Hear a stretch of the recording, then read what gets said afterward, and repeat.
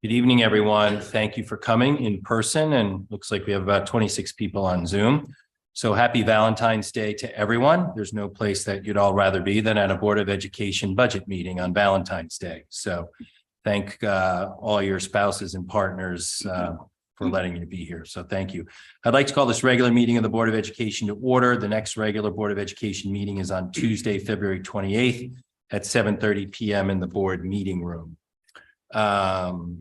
I will be brief on a chairperson's report. Thank you all for the feedback and thoughts of what has been proposed by the administration for the budget.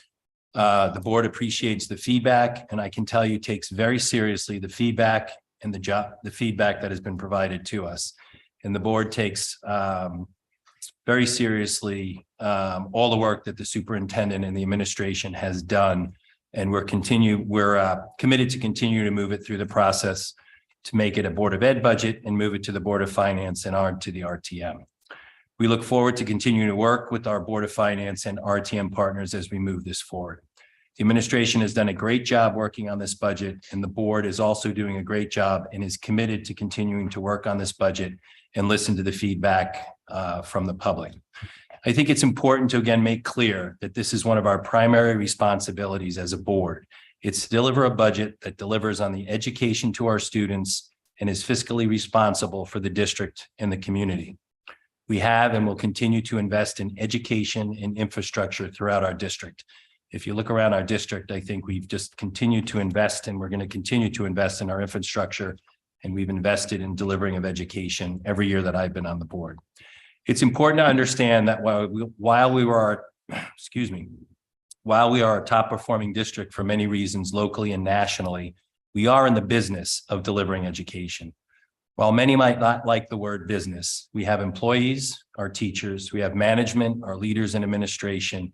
That rolls up to a budget with a payroll, with utilities, with insurance, with capital needs, with supplies, and with contracts. While budgets increase based on contracts, economics, and investment needs, budgets also need to be managed. An increasing budget without checks and balances and without looking at efficiencies and how we can do things better becomes unsustainable and is not fiscally responsible. Our request to look at efficiencies was just that, working on the budget to make sure that we are delivering for our students, that we are connecting to our students with each role we have in making sure we continue to deliver for our students. We cannot keep increasing roles and responsibilities that do not connect and impact with our students and deliver education and services to them. These are the checks and balances that we as a board have responsibility for. This is not about cutting classes, clubs, extracurricular, or service. Nothing that touches our kids' education that we want to deliver on a daily basis. We will also continue to adjust as the year unfolds, and we have the resources and the support with the community that we work with and the boards that we work with to adjust as the district has needs as we go forward. So again, thank you. It's an important process. We appreciate all the feedback and the emails, and we'll continue to do our work on the budget this evening. We will move on now to public comment. We'll start with folks in the audience. Good evening. For anyone liking to participate, please come up to the podium as you're called up by the chair. You'll have up to 3 minutes to comment. Please state your name and address for the record. Sure, please step up to the podium. Thank you. I'm Ashley Stockdale. I live at 359 Mansfield Avenue. I'm a current junior at DHS, and I was debating speaking tonight. However, I wanted to express how much the art program has meant to me. I'm a student athlete at Darien High School and believe that Darien needs to support the art teachers as much as all the other programs, teachers, and coaches. Since I moved to Darien in the first grade, art has played a significant role in my life. From elementary school through high school, the art classroom has provided many opportunities, one of the most important being friendships. For the past 3 years in high school, I've taken art as an elective, which has allowed me to interact with many different social groups while also being creative. Besides that, it has also helped me form essential relationships and support from every single art teacher. All the art teachers throughout the year have supported me no matter what grade I was in, have developed a great relationship with every single one of them. I've had 3 different high school teachers over the last 3 years, and my art experience has been fantastic thanks to those teachers, but it wasn't just because of them. Every art teacher, including the ones that didn't directly teach me, have added to my experience as an art student. They all stop by the art room and give me advice and help regarding my art pieces as well as aspects out of art. Students who don't even take art classes find comfort in the art area and continue to go into art classrooms to hang out or do art just because of the environment all the art teachers and department create. Without the department, my transition into high school and throughout grades would have not been the same, and I thank all of them for that. All the teachers have helped me and many other students feel welcome and were critical in my art experience during high school. Thank you for your time. Thank you for speaking this evening. Anyone else in the audience? Michelle, we'll move on to Zoom. Oh, please step up. Thank you.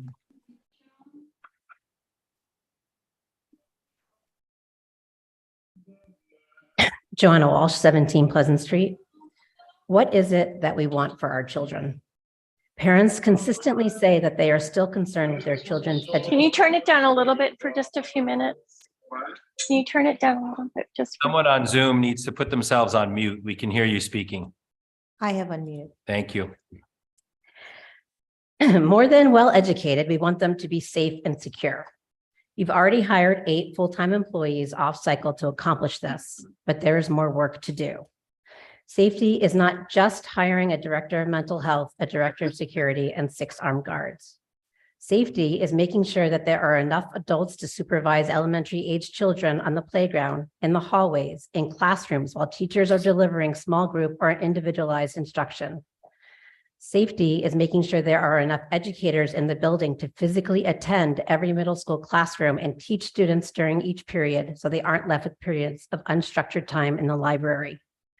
Safety is making sure that high school students aren't roaming the hallways freely once they are marked present by the campus monitor who is running to a classroom to take attendance and then running back to the front of the school. High school students are already appropriately afforded freedom and independence commensurate with their age and maturity. They are not college students who should feel free to roam campus without purpose. Security is not just hiring a director of mental health, a director of security, and 6 armed guards. Security is providing space and programming for students who are stressed out, overscheduled, and undersupervised. Security is providing space and programming for students in crisis, several of whom who have come before this very board and begged for help. Security is providing space and programming for all grade levels, instituting guardrails as early as possible by, for instance, funding Teen Talk or something similar at Middlesex. Security is providing space and programming for students to find their own path and know that this path is as valued as more prominent programs. This means funding new opportunities for different learners like American Sign Language, funding STEM with robotics, funding the visual arts with appropriate staffing, funding the performing arts with the very needed auditorium upgrades, and even funding within athletics more equitably. Please show our community of teachers, parents, and students that you are listening and that you hear them. Please take the additions of the Director of Mental Health, the Director of Security, and the 6 SSOs and keep going. Thank you for speaking this evening. Anyone else in the audience? Michelle, we'll move on to Zoom. If anyone in Zoom would like to participate during public comment, please use the raise hand option. Ms. Carolina Magui, you are unmuted and recognized. Hi, everybody. Can you hear me? Yes, go ahead, Carolina. Good evening. Carolina Magoy, 28 Kensett Lane. Like our student in-person speaker tonight, I've debated about commenting because on the one hand, I think that you have all made your minds about what should or should not be caught long ago, and it's really a waste of time to speak up. I think to myself, Carolina, you're almost done with DPS. Let other people care. But then my Jiminy Cricket pitches in and tells me, don't stand down. You know what it's right. Speak up. So I would like to take the liberty to remind you why you are all in those seats. It's for the kids. It's not for certain interests. It's not because there is a hidden political agenda or maybe not even a hidden one. And it's not because you represent some of your constituents. You are here for the students, all of them. The drama kids, the music kids, the STEM kids, the artsy kids, the sporty kids. You get my point, all the kids. Some have been courageous enough to speak up and risk being made even more fun at school because of it. Some have cried in front of you. Some have sent emails to you because speaking in public is too much. Some have parents that are speaking up on behalf of them. Please don't just hear our kids. Listen to our kids with your hearts open. Do what is right for all our kids. And remember that what gets decided here tonight will have implications not only for the next year, but for the years to come. Thank you. Thanks for speaking this evening. Anyone else on Zoom, Michelle? Alex Taylor, you are unmuted and recognized. Alex, can you hear us? I can, and I'm sorry about unmuting myself before that. Raise hand always makes me Go ahead, nervous. thank you. I'm Alexandra Taylor for Behringer Road, and I'm speaking for CPAC. We support the continued professional development for co-taught classrooms, teachers at all grade levels, with extra focus on new team groups and teachers, but still providing refreshed training for existing teams and teachers. We support an evidence-based approach to teaching reading and that support all learners. We continue the district to move towards a research-based program as quickly as possible. We support the administration's plan regarding the wellness coordinator.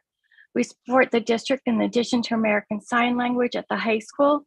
We agree with all the district's reasons for keeping ASL in the budget as a language offering, so we won't repeat those.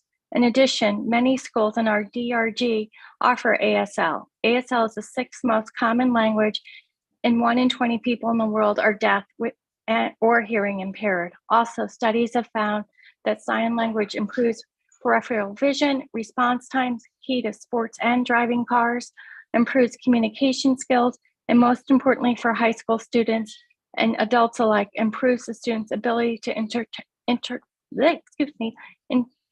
body language. We can't continue to communicate. We cannot communicate with sign language without looking at each other or while looking at your phone. We heard some questions regarding the makeup of the class. We ask you to clarify this. There are classes at DHS that have a ratio of more than 50% of IEPs to no IEPs. We've been told that students can be IEP'd into a class or just happen to have an IEP and be in the class, which means the class could be more than 50% IEPs. Thank you for your time, and we appreciate all the work you do. Thank you for speaking this evening. Gregory Darren, you are unmuted and recognized.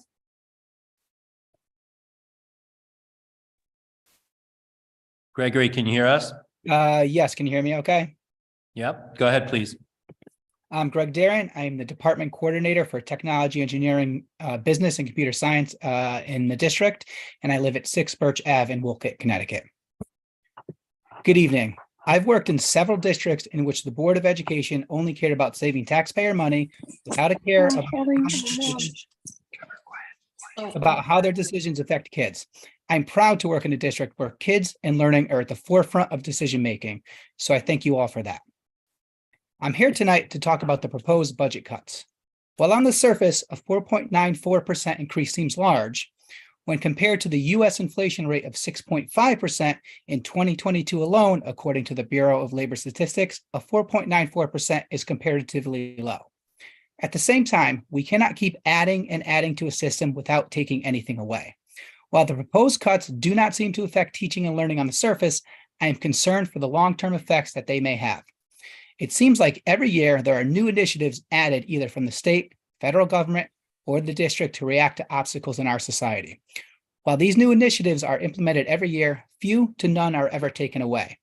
This work is added to everyone's plate, the brunt of which trickles down to teachers. I myself am a 0.8 teacher and a 0.2 administrator. I am not alone when I say that I am spread way too thin. I spend closer to 50% of my time or more on administrative duties. As a department coordinator, it is implied that we have very similar responsibilities as department chairs, planning and leading professional development and PLCs, supporting teachers minus formal observations, hiring of new staff, proposing curricular changes and alignment, and attending the same meetings and events. In addition, my role includes managing a sizable budget across grades 6 to 12, leading elementary STEM programs for grades 2 to 5, organizing guest speakers, repairing lab machinery and equipment, preparing and presenting electives to middle and high school students and counselors, and helping anyone who walks into my door. While I'm teaching one of my 4 classes, I think about when I might have time to complete my administrative duties. When I'm not teaching and working on administrative duties, I always have intentions to grade or prep for my classes, yet I never finish my work during the school day. I've advocated for more release time for my position so that I can be a more effective leader and, more importantly, a better teacher to my students. Yet, I see as part of the cuts is to add more teaching time to the art department coordinator. Coming from someone who does a similar job, I cannot see how she would be able to effectively complete all of her K-12 administrative duties while delivering a curriculum to students 80% of the time. When cuts are made to administrative time and secretarial support staff, all of that distributive work trickles down to teachers whose plates are already overloaded, and something has to give. It may be the quality of teaching due to lack of preparation time, providing feedback to students, regular communications home, and or the ability to grow and become a better teacher. Gregory, you're at time. Best and the Thank you. brightest teachers find new teaching jobs or worse, leave the profession altogether. Please take these in consideration, and thank you for your thoughts. Thank you for speaking. Michelle? Caroline Comfort, you are unmuted and recognized. Good evening. My name is Caroline Comfort, and I live at 48 Norotan Avenue. This year, I serve as the co-president for Darien Advocates for Education of the Gifted. As a group, we just wanted to reiterate that we are not in support of cutting any full-time teaching equivalents or program offerings that affect gifted students or any students in Darien Public Schools. Thank you for your thoughtful consideration. Thanks for speaking this evening. Julia Schaefer, you are unmuted and recognized. Hello, my name is Julia Schaefer. I live at 741 Hollow Tree Ridge Road. I was shocked to hear about the proposed paraprofessional cut at Oxridge Elementary School, causing the student-teacher ratio at Oxridge to fall well below the average compared to the 4 other elementary schools. As we parents are unable to raise private funds to supplement the school funding in the name of equity among all 5 elementary schools, I would hope that the school board members would at least enforce the same equity policy you have put in place. I have 2 children at Oxridge. One of them is currently in 3rd grade, and her rising 4th grade class is projected to be the largest student per class size of all classes in all grades of all 5 elementary schools in Darien. I already have concerns about this projected class size, which I've raised to Dr. Forshaw's attention. Further strains on the teaching staff and support available to Oxridge students, in my opinion, is unacceptable. Please allocate the necessary budget to provide Oxridge students the same level of support you have already committed to provide to the other 4 Darien elementary schools. Thank you. Thanks for speaking this evening. Armel Jacobs, you are unmuted and recognized. Can you guys see me? Yes, go ahead, Armel. Thank you. Armel Jacobs, 12 Fitch. I'm writing in support of I'm speaking in support of Jacqueline Samus in the hopes that you leave the K-12 art budget intact. My eldest is in the 1st grade and has been so positively impacted by her experience in the arts at Tokenique Elementary. So much so that she, despite being pretty athletic, has gone against the overwhelming culture of this town and asked to spend more of her time on art. To be honest, one thing this town needs very desperately is to preserve these programs, spaces, and experiences. We struggle with providing fora for individual expression in this place. This is as true for the adults as it is for the children. Everyone is forced on a particular track so early, and clearly that pressure is causing mental health burdens as the kids age. I was recently told by a Darien High School junior, whatever you do, just make sure she's picked a sport by 6th grade. That is the key to being happy at the high school. If she waits any longer, she won't have the athletic skills or the friendship bonds to have a good experience at DHS when she gets there. I asked her, is that what you did? And are you happy? She replied, I mean, the first 2 years on the team was hard. You get hazed by the upperclassmen, but then it gets easier. I know from watching these meetings that this is not just one person's opinion. We have allowed a culture here that puts an enormous amount of pressure on our students to fit into a mold that deprioritizes self-care and unique expression. If you chip away at the arts, you will continue reducing the spaces where individuality can thrive. And to be honest, the monetary savings you get from this particular change is not really that much relative to what the students may experience in terms of a downgrade in quality when you lose the ability to coordinate from the top. Over time, you are sending a message that the values and priorities of this place don't align with keeping mental health and self-care at the forefront. Students of color, both here and in Norwalk, have said that they felt undervalued after your open choice decision. The choices you make have reverberations in this community. After the suicides, I heard a girl last spring come to you in tears. She said she needed a mental health break, and she was met with, "You have a responsibility to this team." That's a profound statement on the culture we have allowed to take root in this place. The Wellness Center is great because it allows the students to step out of the intensity of their environment to breathe for a minute. For many people, the arts provide a similar space. These kids are majorly boxed in. Anyone can see it. Please preserve the spaces and budgets for the people who give them permission to color outside of the lines, even if just for a slight 2-second break in the Darien grind. Thank you. Thanks for speaking this evening. There are no more raised hands at this time. Okay, thank you.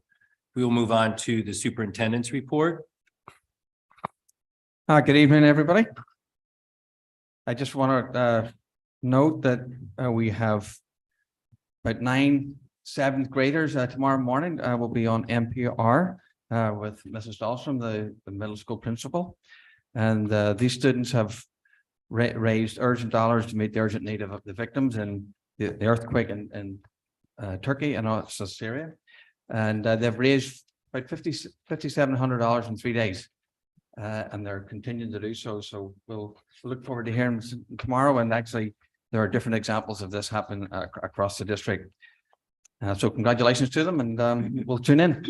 The Board of Finance last night approved the approval of additional appropriation for $365,000 for the track for a total appropriation of $815,960. I think it goes to Mr. Davis's RTM F&B tomorrow evening, and then to the full RTM on the 27th. The song "What the World Needs Now Is Love, Sweet Love" from the composer Burt Bacharach comes to mind on this Valentine's Day. I say that because the elementary school students have been celebrating this week with various acts of kindness to brighten their own lives, their friends' lives, and those of adults. Just before I come in here, I got a bag full of cards to distribute to people in this office and also the board members. So thank you to the students. They are doing things like Valentine musical shares, kindness bingo, read alouds, writing activities, cards, food drives, earthquake drives, and a plethora of other activities to celebrate kindness. So thank them for doing so and bringing that wee bit of light into our lives. And we've also been celebrating Black History Month throughout the district. And as an example, students in 11th grade American history and the 9th to 12th ensemble music students attended an absolutely tremendous 2-day performance by the Blues and Beyond. And that they continue that. I don't know if any of you have had that experience, but it was absolutely outstanding.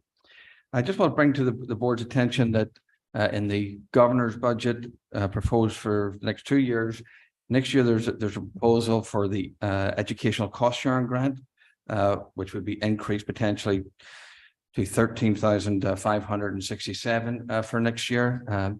These are not set in stone. The governor has to sign them. It looks like he will, but I don't know if we can just go on that alone. The access cost reimbursement, as you know, the state went to a tiered system that placed Darien on 70% for reimbursement based on ability to pay. There's reason to believe that will be increased to 85% for next year. If that plays out, that would mean an additional $547,800 to Darien. Again, it's a wee bit early to say whether it's actually going to happen. It looks as if it is, but how that plays out remains to be determined. If it should play out in March, the board at that point would have to decide how it would utilize that, or go back to the town or otherwise. And it won't be until later that we'll actually know that particular amount. There's also some explanation that we might get a small amount additional excess cost reimbursement this year. Again, the state is all over the place in its messaging, so I don't know what we can actually take away as gospel, so to speak, but we need some final communications about that, because it's that for this year is just too fluid and it's not consistent in its messaging. So we'll stay tuned. The DEI team, thank you to the team for their continuing to meet. And they have been doing that every month. And we look forward to receiving the recommendations at the board's June meeting. We have a variety of HHR, Henley Homes and Royal meetings coming up. We'll probably have more announcements, and we have a presentation this evening, but there'll be meetings with the state this week and also during the February break. We'll say that I've been extending opportunities to seek community funding for the video wall. And so we'll continue those discussions. The Director of Security will be scheduling for those parents who are listening, PTO meetings in March at the respective schools. For the K-3 reading curriculum, the board chairman and I composed a letter to the State Department of Education, the Education Committee, and our state legislators. I will share that with the board this evening. And that letter is applicable to any district, no matter if they're using one of the 7 state programs or whether they're waiting to hear how the waiver plays out in another couple of weeks. But it basically extends the opportunity to have further discussions with the state as they have a better understanding of what we are doing and also other districts are doing. I've shared it with other districts. They will either decide to use some of it or use something similar or not use it at all. But I'll share that. I'll share that with the board this evening. Since our last meeting, the elementary schools have celebrated their Word Read Aloud Day. Thank you just to all those guest readers who supported our students. Our students are off on Friday to start the February break, 17th through the 24th. We have professional development on Friday for our teachers. Our elementary teachers will participate in literacy and math PD throughout the day. Secondary education teachers will spend half the day with the departments and half the day on building-based professional development, particularly related to mental health, technology, and Connecticut SETS. And those are my announcements. Good. Thank you, Dr. Adley. We'll move over to the student representative reports. John Raskoff or Swaha, whoever. Thank you. So the dates for junior and senior prom have been confirmed. Senior prom will be on May 12th and junior prom will be on June 3rd. So something to look forward to. And also February break starts this Friday and the break has a wellness weekend built into it. So hopefully it'll be like a little rest for our students. Thank you. Good evening. Happy Valentine's Day. I want to reiterate Dr. Ali's comments about Blues and Beyond. It was widely attended and widely enjoyed by everyone I know. Lots of announcements about films and movies. The DHS Film Club held their annual film festival 2 days ago. And in addition to that, we also had 2 separate successful movie nights in the past 2 weeks run by the student government and the GSA. And finally, tickets for Newsies are now on sale. So posters will be around town. Check out the link. I will say for one movie night, I did pick up and that place was packed. So well done on movie nights. So great. Thank you both. We will move on to approval of minutes. May I have a motion to approve the following minutes of the regular meeting held on January 24th, 2023, minutes of the special meeting held on January 31st, 2023. Mr. Maroney, second by Julie. All those in favor? That is unanimous. Thank you.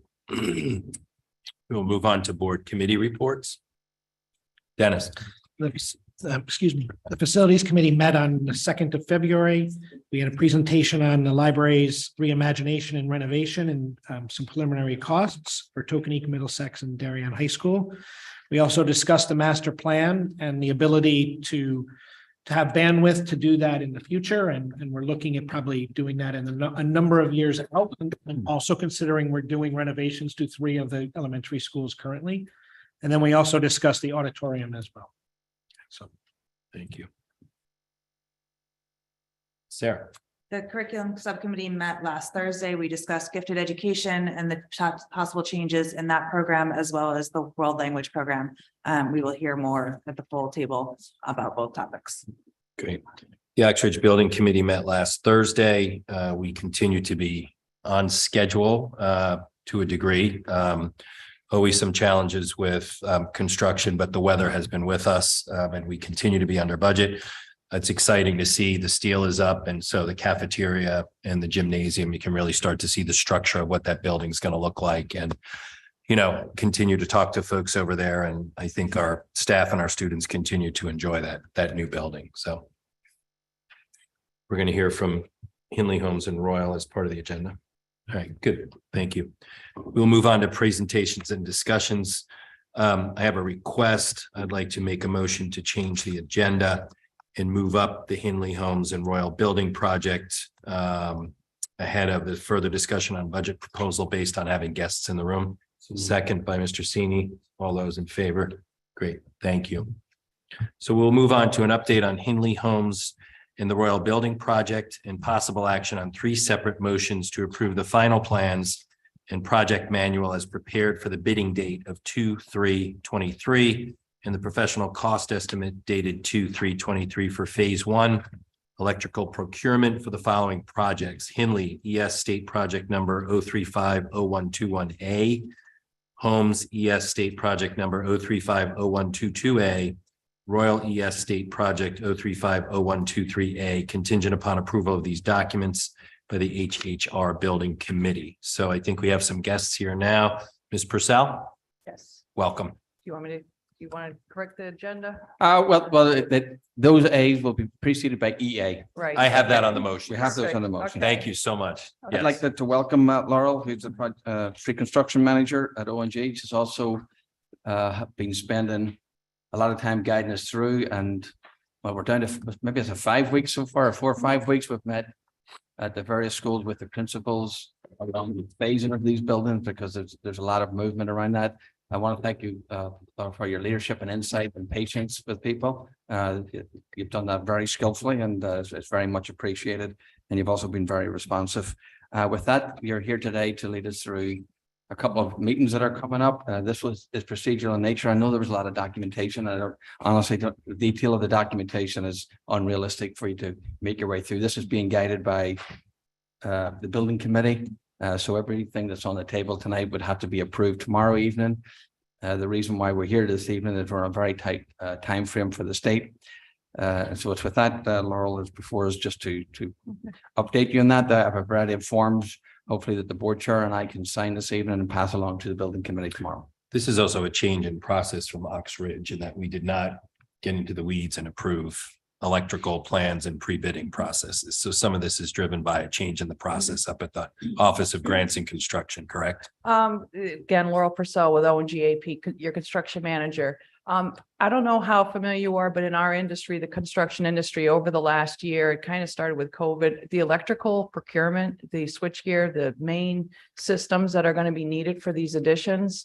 The lead times, the time it takes to order them and get them on site is just astronomical. It's close to a year. It's 50 to 60 weeks.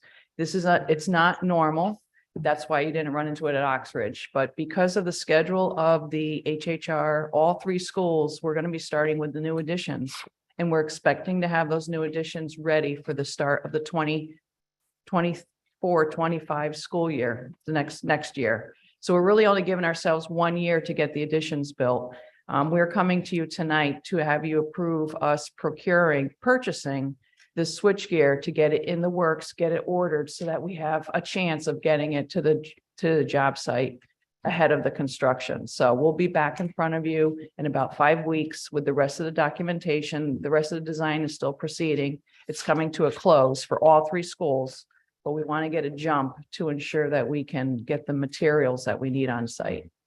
So we have the materials, so as high a level presentation as possible, as there may be some electric personalities here, but there are no electricians here. So. No, it's just main equipment gear that you would never see because you're not allowed in those rooms. But it's thank you. It's the power for the addition and for the schools. They're all getting new power. So we're asking you to approve the plans and the cost estimate. That's as high level as you can get. Okay. So thank you very much for coming. I will open it up to any electrical conversations or questions. Either about the electric. Jill, if you want to fill in, yeah. Process. Again, I think Laurel was very clear. We're just trying to make sure that we can we're trying to run a tight timeline. And so we knew from the beginning when we went out to look for construction managers that we probably would end up escalating this portion of the bidding. Good. Mr. Sini. So just to confirm, these are supply chain issue driven, essentially? Yes. Exactly, Okay, yes. Thank you.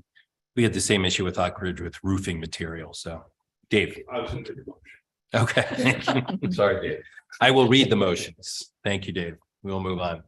May I have a motion to approve the final plans and project manual as prepared for bidding date February 3rd, 2023, and the professional cost estimate dated February 3rd, 2023 for phase 1 electrical procurement for Hinley School State Project number 0350121EA, contingent upon approval of these documents by the Hinley Homes and Royal HHR Building Committee. I have a motion, Dave Brown, second by Dennis Maroney. All those in favor? Aye. Second motion, may I have a motion to approve the final plans and project manual as prepared for bidding date February 3rd, 2023, and the professional cost estimate dated February 3rd, 2023 for phase 1 electrical procurement for Holmes Elementary School State Project number 0350122EA, contingent upon approval of these documents by the Hinley Homes and Royal HHR Building Committee. Julie, second by Mr. Brown. All those in favor? Third motion, may I have a motion to approve the final plans and project manual as prepared for bidding date February 3rd, 2023, and the professional cost estimate dated February 3rd, 2023 for phase 1 electrical procurement for Royal Elementary School State Project number 0350123EA, contingent upon approval of these documents by the Hinley Homes and Royal HHR Building Committee. Katie, second by Dennis. All those in favor? Thank you. Thank you. Thanks for coming. Appreciate it. Thank you. Thank you very much. We will move on to further discussion and action items on the 2023-2024 proposed budget. So we have a sheet prepared that the board has. So just to align this, the administration has organized this according to RC. So we'll do RC by RC. And then we will make a motion. I'll give you an example here, a sample motion. May I have a motion to decrease RC1 at Darien High School, the RC number, the request, and the dollar amount. Yeah.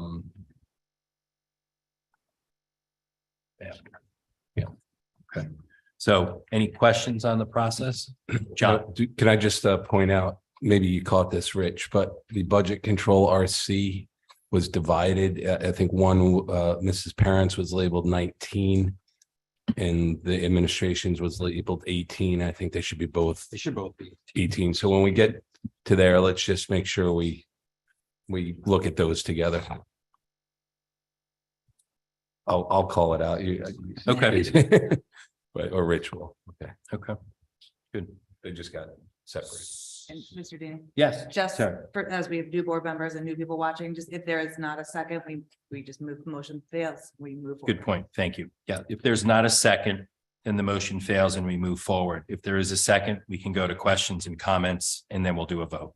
So thank you, Sarah. Appreciate And that. one last question. Sure, Dennis. With these first ones, so if we're talking the bursar administration, we're not going to then go and have a separate line. We're going to do as the position and then the. Rich will take care of FICA and insurance. Perfect. Yes. Thank good. you. Thank you. Good question. Thank you. So we will go to RC1 administration account 11013 bursar administrative assistant. There's a potential change of $10,523 reduction to reduce the administrative assistant from 12 months to 11 months. Do I have a motion? Jill, second. Dennis, conversation or questions? All those in favor?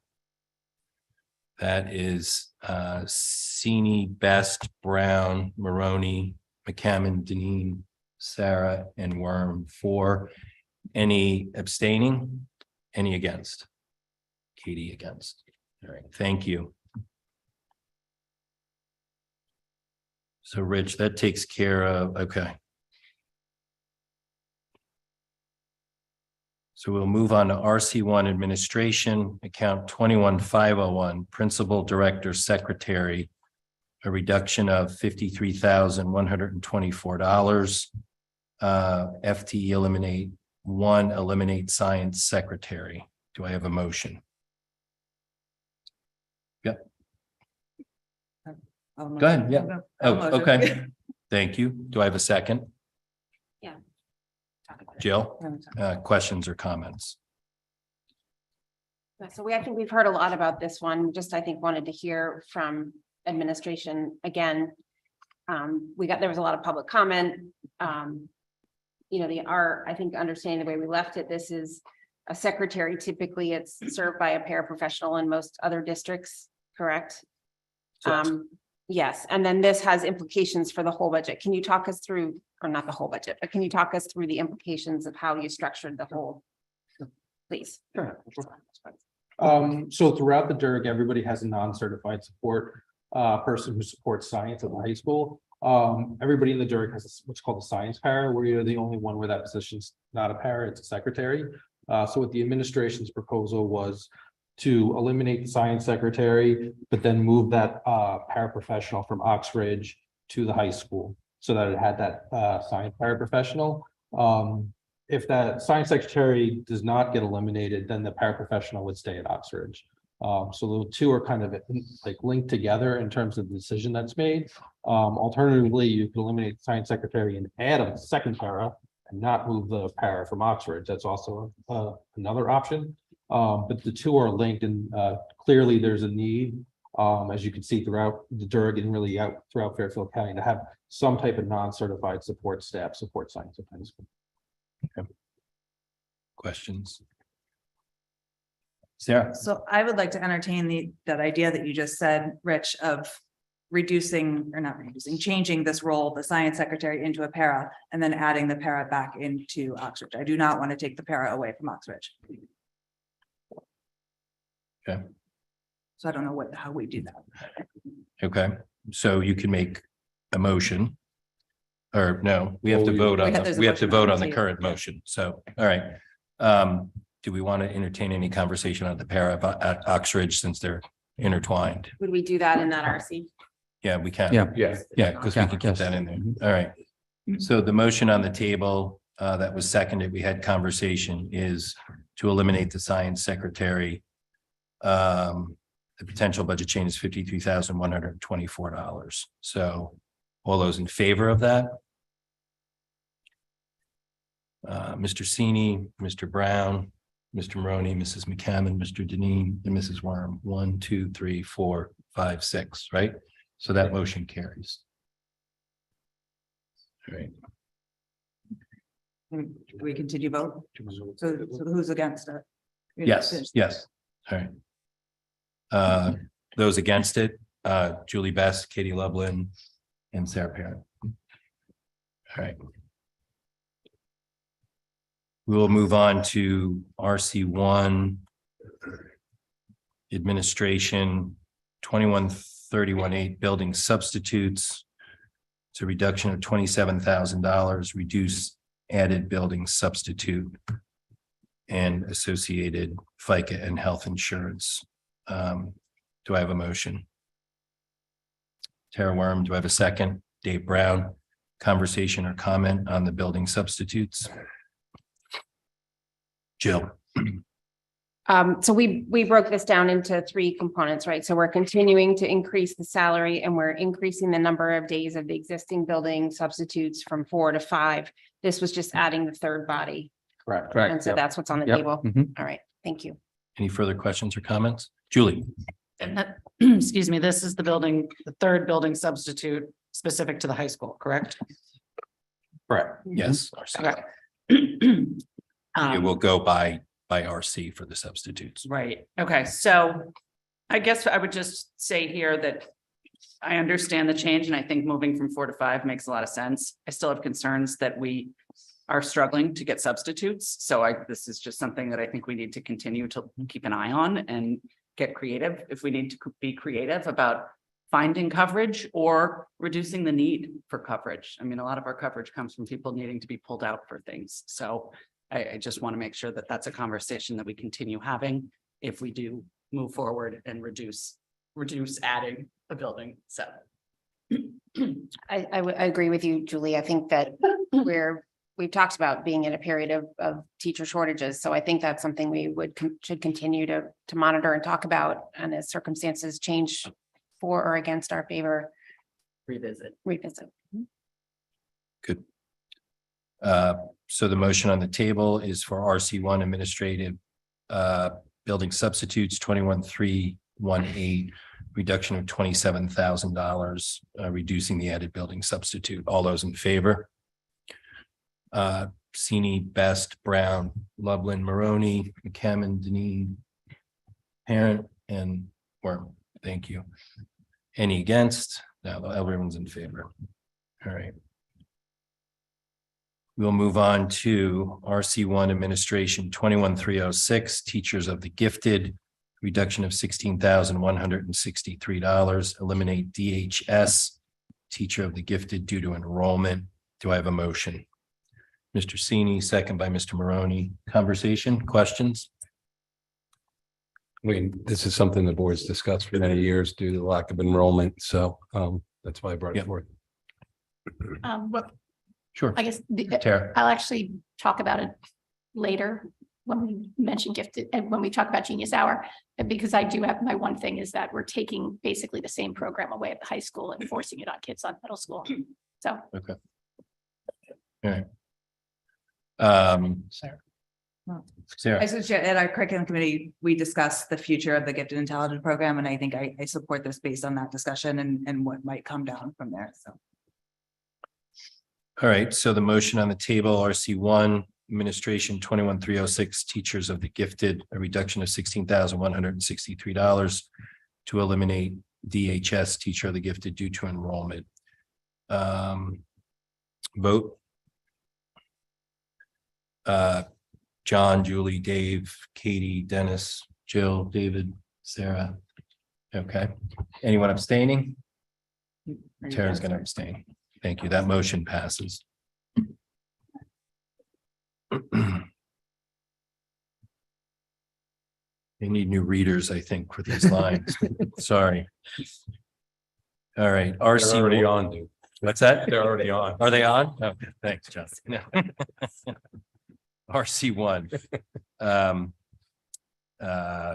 RC1 account 110134 PE teacher, reduction of 44,884, eliminate the requested PE teacher. Do I have it's a 0.60 reduction? Mr. Sini, second. Jill, questions, comments? Sure. Right. I mean, obviously, excuse me. Since we're going through all these, I would obviously point out the obvious that we tried to make the reductions and reductions to make the reduction to the budget amount that the board wanted. So clearly these ones, for the want of a better term, I wouldn't want to be double dipping, but I understand that's the board's prerogative. But on these ones, I would be asking that we wouldn't be supporting these ones because we've already tried to put forward that proposal. But that being said, that's a consistent message throughout this. Does that make sense to people? Yep. Yep. Thank you. We'll now vote on the motion. Go ahead, Sarah. So this was at the budget proposed last year as well, correct? Correct. Do you expect that do you expect to see this again if this gets, if this passes tonight? If the need is there, I'll be back with the same need. Okay. We can't solve it some other way. We'll move to a vote. RC1 110134 PE teacher, reduction of 44,884, 0.60 eliminated, request for PE teacher. All those in favor? John, Dave, Katie, Jill, David, and Tara. 1, 2, 3, 4, 5. All right, that motion carries. Those against? Dennis Maroney, Julie Best, Sarah Parent. Anyone abstaining? All right, thank you. Move forward to RC1, account 110124 world language, a reduction of $14,961, a 0.20 to eliminate ASL. Is there a motion on that? No motion on that, so that fails. So there is no elimination of the ASL.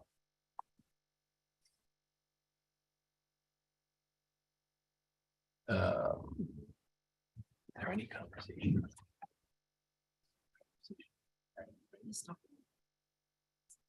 So in here was, Mr. Sini brought up conversation around the grant for the wellness coordinator. Any further conversation on that? The wellness coordinator is going to be supported by a grant this year. So Dr. Alley, you want to? Yeah, the thought process there was that since it was going to be funded originally through a grant, that's what we proposed, but we would suggest that we leave the grant funding there because it is grant funding.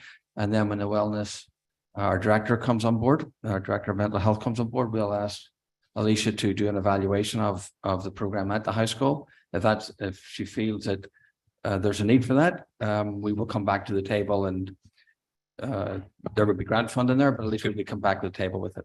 Makes sense. Any further questions or comments? Hey, can you just read the account number there, Duke? Sure. There is no account number on my. It's in the grant. Oh, I'm It's sorry. in the grant, yeah. It's down below that. Thank you. Sorry. So a process question, do we have to vote to, is there a motion? There's no motion, right? No, Okay. Thank you. thanks. So Sarah. just a quick question. Sure, Tara.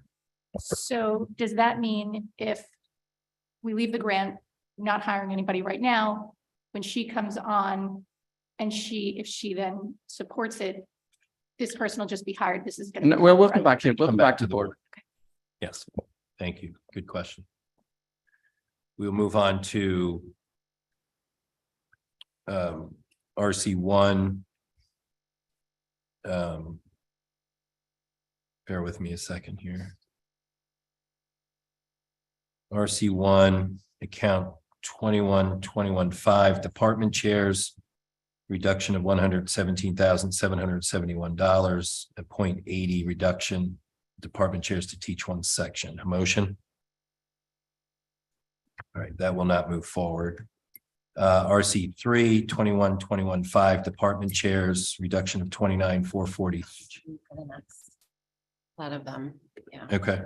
Will there be any motions on the department chairs? Yeah. I would just comment and say that as you highlighted at the opening comments regarding the budget process, we have some changes we should make in the process. And as I noted, bringing something policy wise in budget is difficult. So I look forward to addressing those issues in due course and revisiting this.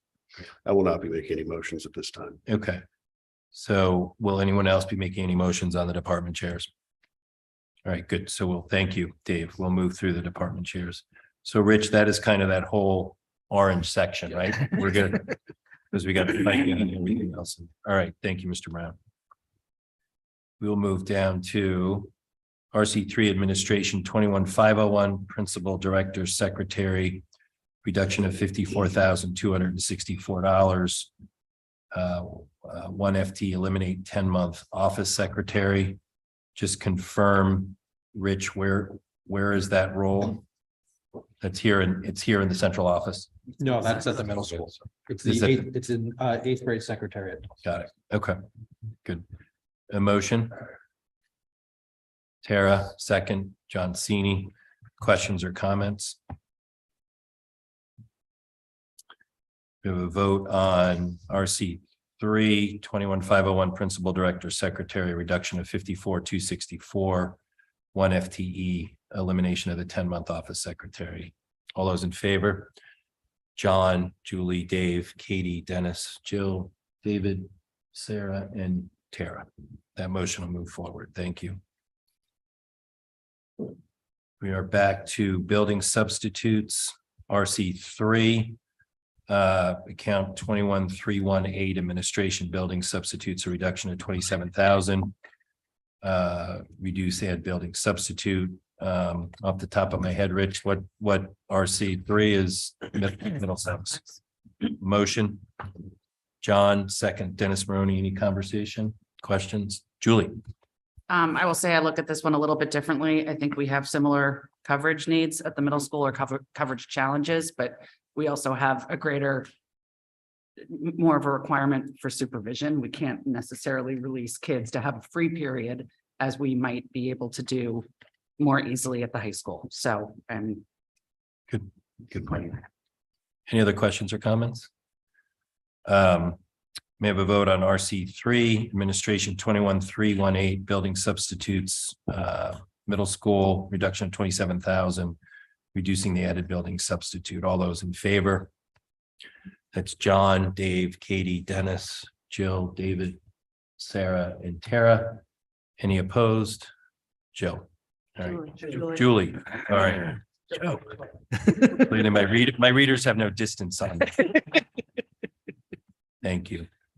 That motion will move forward. We can take these two together. RC3 administration, account 25026 dues, fees, and memberships, a reduction of $774. ASCA membership, and in RC3 administration 25026 dues, fees, and memberships, a reduction of $414 for CSCA new. Do I have a motion? Tara, second. Sarah, any comments, questions? We have a vote on RC3 25026 dues and fee membership reduction of $774 and $414 for ASCA and CSCA. John, Julie, Dave, Katie, Dennis, Jill, David, Sarah, and Tara. That motion moves forward. Thank you.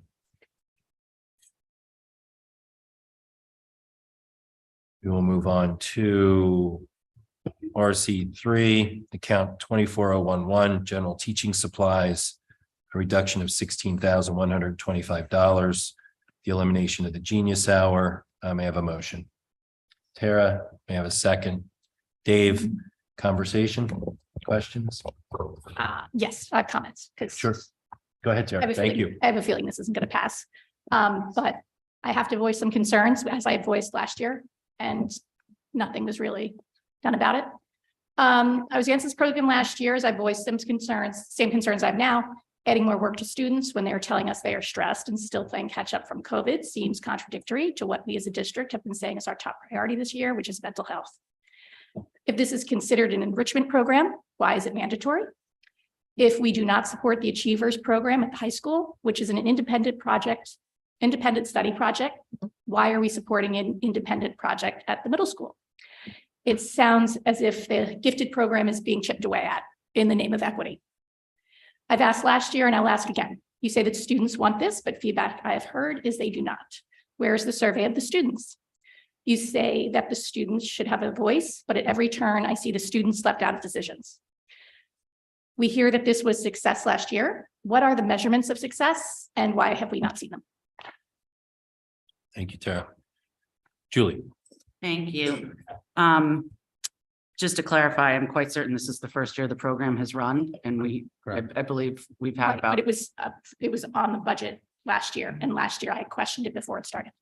Okay, so now that it has started, what I was going to say is we've had, to my knowledge, they meet in Flex one Monday a month. I believe Dr. Tramberg told us they've met maybe 4 times so far on this project. I personally feel that we asked a lot of questions when it was presented last year. We approved it as a board, and I continue to support it. I think it deserves its run and see where we get to at the end of the year. And I'd love to hear more about it moving forward for sure. Jill. I'm gonna not vote the program down this year, but I do agree that we need to hear more about it. I think this summer it would be great to have some of those questions answered, and a real understanding of what the program is accomplishing and why. I'm all for free study. I love it, but I think I'd like to really understand what we're doing with that time through the lens of understanding that while we want our kids time to explore what might be in their own heads, we're also trying to manage a very competitive environment. So I look forward to hearing more. Thank you. John. You have your hand up? Well, Jill said basically what I was going to say. Okay. Yeah. I think we need to hear more about it. I think we need to get feedback about it. I would ask Chris, why can't it be an option or an elective in middle school? I think we should give these kids some options on this type of stuff. And I think they should have the ability to have a down period or a downtime under supervision. So that would be my add to it. So any other questions or comments? All right. So we'll move forward. Do we on a vote on RC3 24011 general teaching supplies, a reduction of $16,125. elimination of Genius Hour. Those in favor? Dave, Tara, all right. So that motion will not pass. So, all right, thank you. I think, Just for the record. yeah, just for the record, all those, days. no, thank you, Sarah, for keeping us on par.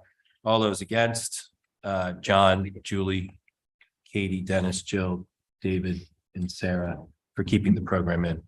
I think if the administration hears the message, we need more information on this. Thank you. We will move on to RC3 12001 consultant services. This was potential change of $90,000 to add Teen Talk to middle school. Dennis, any further conversation or is there a motion on this? I make a Sure. motion. Make a motion. Okay, second by Julie. Conversation. So for me, I think Yeah. I understand Dr. Adley came and said we need to have the director of mental health and have them determine whether this is necessary or not. I just think it makes too much sense to not do, and it's something we're going to be asking for in the future, that I want to be upfront and honest and say we're going to, and it doesn't have to necessarily be Teen Talk, but to me, there should be some type of program at the middle school. And I would like to fund said program beforehand and not after. And I understand we are not in the business of funding programs that have not been fleshed out. But I think just makes too much sense to not have on the books. Thank you, Dennis. Sarah. I will back up Dennis's comments. I think we heard her name just escaped me. Whoever the Teen Talk presenter. We heard her say that it was most effective when it started at the youngest age. So I would support Dennis's. Thank you. Any other questions or comments? John. I'm gonna oppose it, but agree with almost everything you guys said. But from a process standpoint, I want to see a program before I fund it. So I'll support the funding of the said program when it's presented. And I have a feeling we'll be doing that in due course. I agree. Agreed. We'll move to a vote. Dr. Adler. Yeah, just perspective wise, I think I've said that certainly that the needs of mental health needs of our middle school is paramount. I will say this program at the moment is not completely ready to be on board at the middle school as quickly as this, and that they will do it and we would do it, but they're not as ready to receive it as they might be or should be. So just give that as another perspective. Good information. Thank you. We'll move forward on a vote on RC3 12001 consultant services, adding $90,000 to add the Teen Talk program to Middlesex Middle School. Those in favor? Katie, Julie, Dennis, and Sarah. Those against? John, Dave, Dennis, Jill, David, and Tara. So Again, we'll hear about it. Yeah. Right, Mr. Chairman, they understand that we are going to come back. Right? Yes. Yes. Yep. Thank you. Good conversation. We'll move on to RC5 Administration 21318 Building Substitutes. Rich, keep me honest here. RC5 is Henley. Thanks. Reduction of 27,000 for reducing the added building substitute. May I have a motion? Dennis, second. Jill, conversation. Okay. We have a vote to move forward on RC5 21318 building substitutes. A deletion of 27,000 on the added building substitute for Henley. All those in favor? John, Julie, Dave, Katie, Dennis, Jill, David, Sarah, and Tara. Thank you all. That motion moves forward. Anyone opposed? No. Thank you.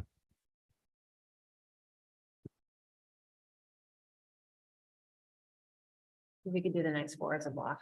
Yes, good. Thank you. We will move on to RC5 for building substitutes, or RC7, excuse me. How about 7, 8, 9, and 10? But there's a, what is this one up here? So these are all those, you just did that one, but then 7, 8, 9, and 10, those are all the elementary school. But this one we didn't do. Oh, the dues, I'm sorry. Yeah. I have to do So, it first. all right. Thank you. We'll do RC5 administration 25026 due fees and memberships, a reduction of $175, just allocation of resources, dues reflected Ed Week, ASCD and Darien Times. Can we do that for 5, 7, 8, 9, and 10? Because you were They're all right, the I was same. talking about the other line number, but there is still 5 of this one. Yeah, they go down as well. Okay, that's fine. So we'll do that for RC 5, dues, fees and memberships, a reduction of 175, RC 7, 25026, a reduction of 175, RC 8, 25026, a reduction of 175, RC 9, 25026, administration, a reduction of 175, and RC 10, our 25026 dues, fees and memberships, a reduction of 175. Do I have a motion? John, second. Jill? Julie, any questions or comments? All right. A motion to approve those reductions for RC 5, 7, 8, 9, and 10. All those in favor?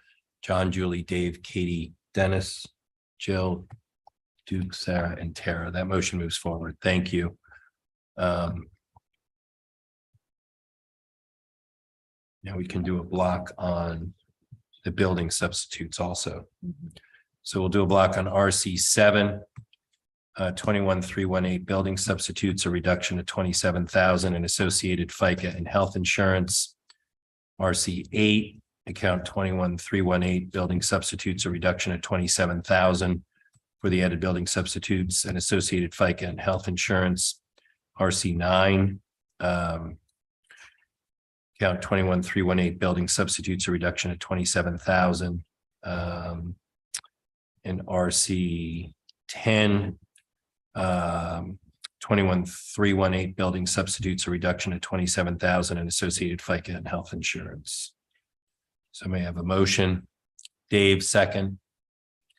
Dennis, any conversation, questions? Julie? I would just point out the same thing I said when we discussed this at the high school, keeping an eye on this and revisiting if or as needed. Yeah, I think if we can hear at each board meeting, if there's a need or a concern, or at least monthly. So thank you. Move forward on a vote for RC 7 on building substitutes, RC 8, RC 9, and RC 10. Each is a $27,000 reduction for the added substitute with associated FICA and insurance costs. All those in favor? John, Julie, Dave, Katie, Dennis, Jill, David, Sarah, and Tara. That's unanimous. That moves forward. Thank you.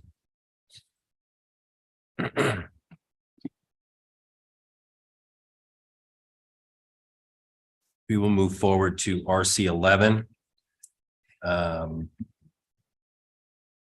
RC 11 administration 21501 principal director secretary, reduction of $77,458.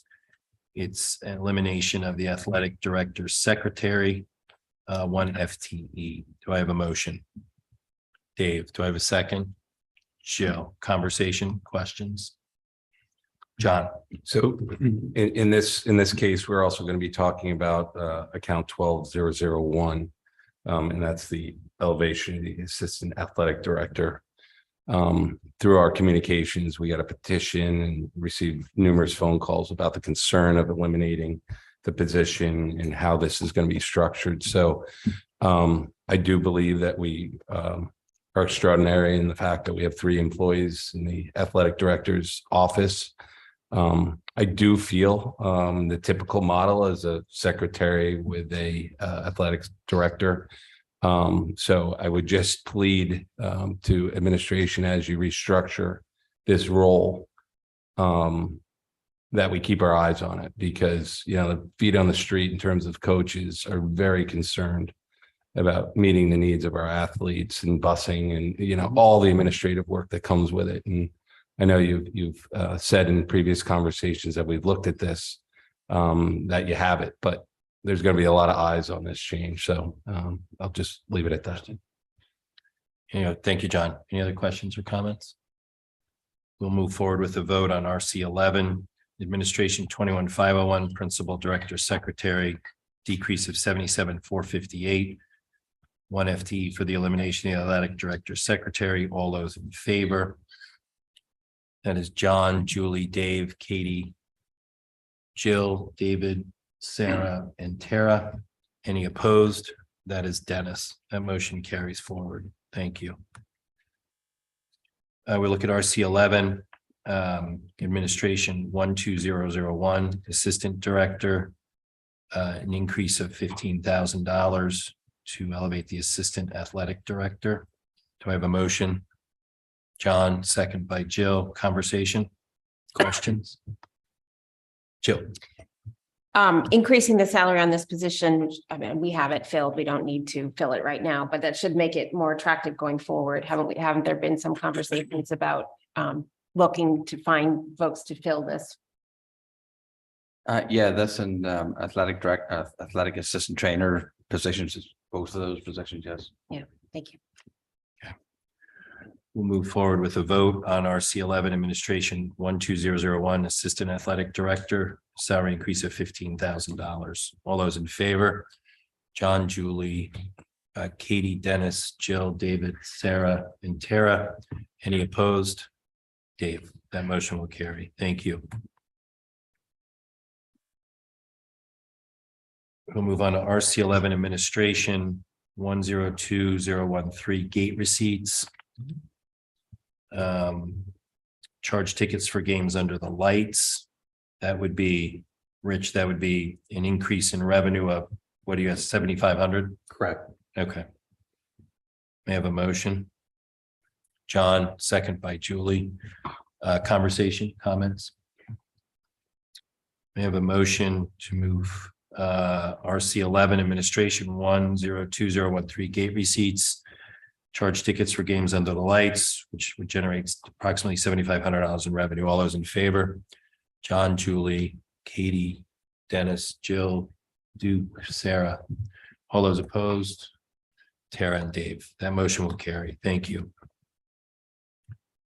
RC 12-62003 snow removal, a reduction of $15,000, reduce snow removal. Now it will snow like crazy for the rest of February and March. That's fine. This is for next year.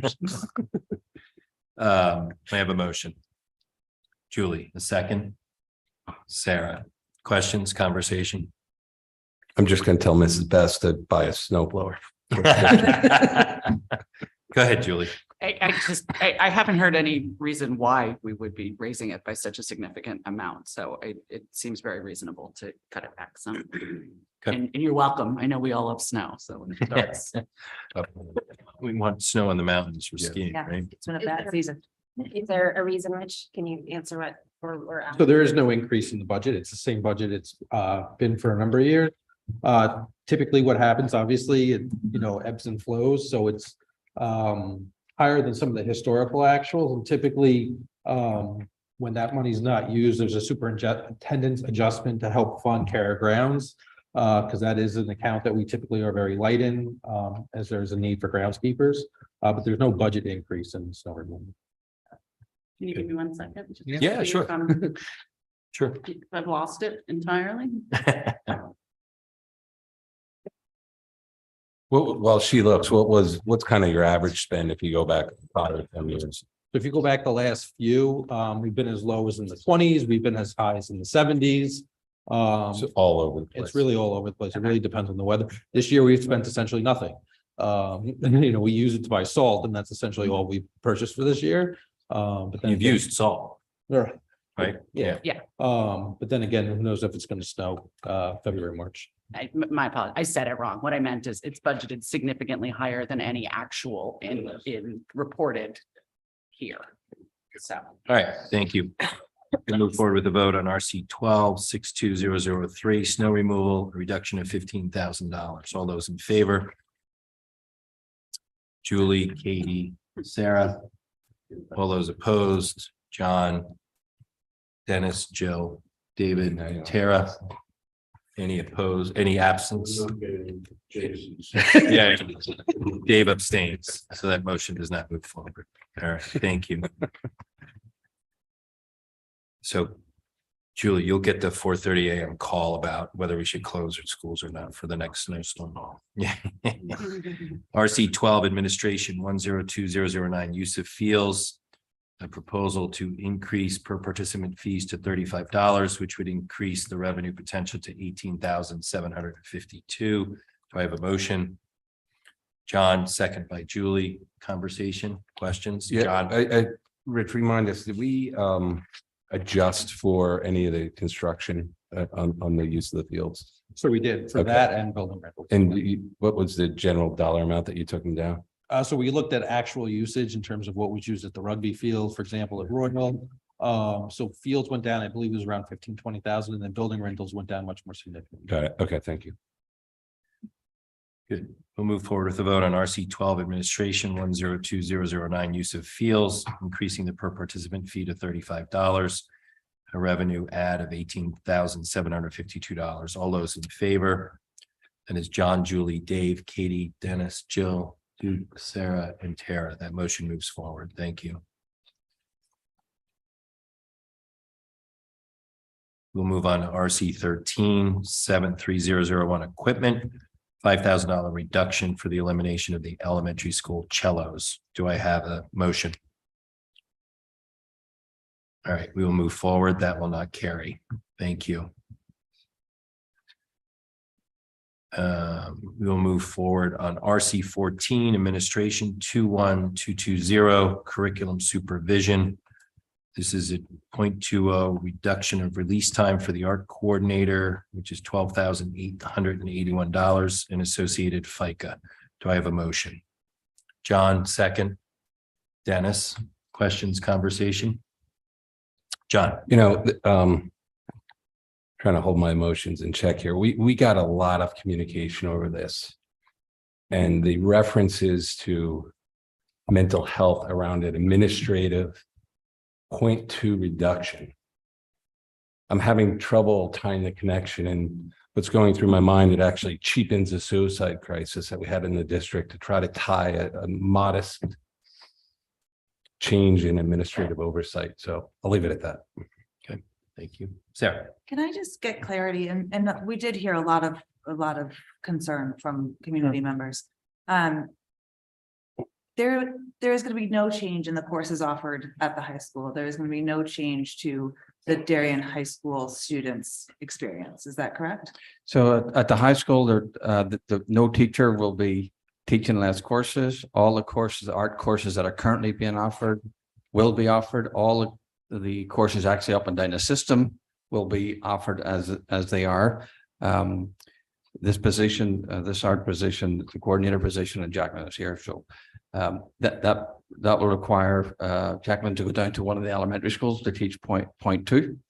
There is going to be a vacancy for art, so we will hire a 0.8 person. So there's no change in the actual time spent in the classroom with the students, nor for their actual programming. Okay. It does reduce the time that Ms. Samus has to do the administrative parts of their duties, and we have to disseminate some of that and share some of that through administrative assistants. Julie. Thank you. So thank you for that, explaining that again, Dr. Adley. I guess where I'm stuck on this is the logistics of this. And Mr. Darren made great points this evening as well, and I appreciated hearing those. The logistics of coordinating K-12 teaching at the high school, multiple classes, being at one elementary school to teach a class, covering 7 schools. I'm quite certain on here, we're also going to discuss eliminating a position that presently processes the purchase orders for art and tech ed as well. And again, for the savings it turns up, it feels like it makes a very logistically difficult situation. I wonder if maybe we need to take a more macro look at art, and maybe there's a more holistic solution that we need to look at for the future. But for me tonight, this does not stay together as a good option for fixing something. Thanks, Julie.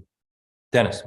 Yeah, so I'd like to ask a question and point out some, I don't know, point out, but in public comment, there was a comment made that it was a waste of time to speak up and write a letter and things. And I think I take personal offense to that. I think we all listen to public comment. We read every letter, I believe, at least I can speak for myself. I'm assuming everyone else does as well.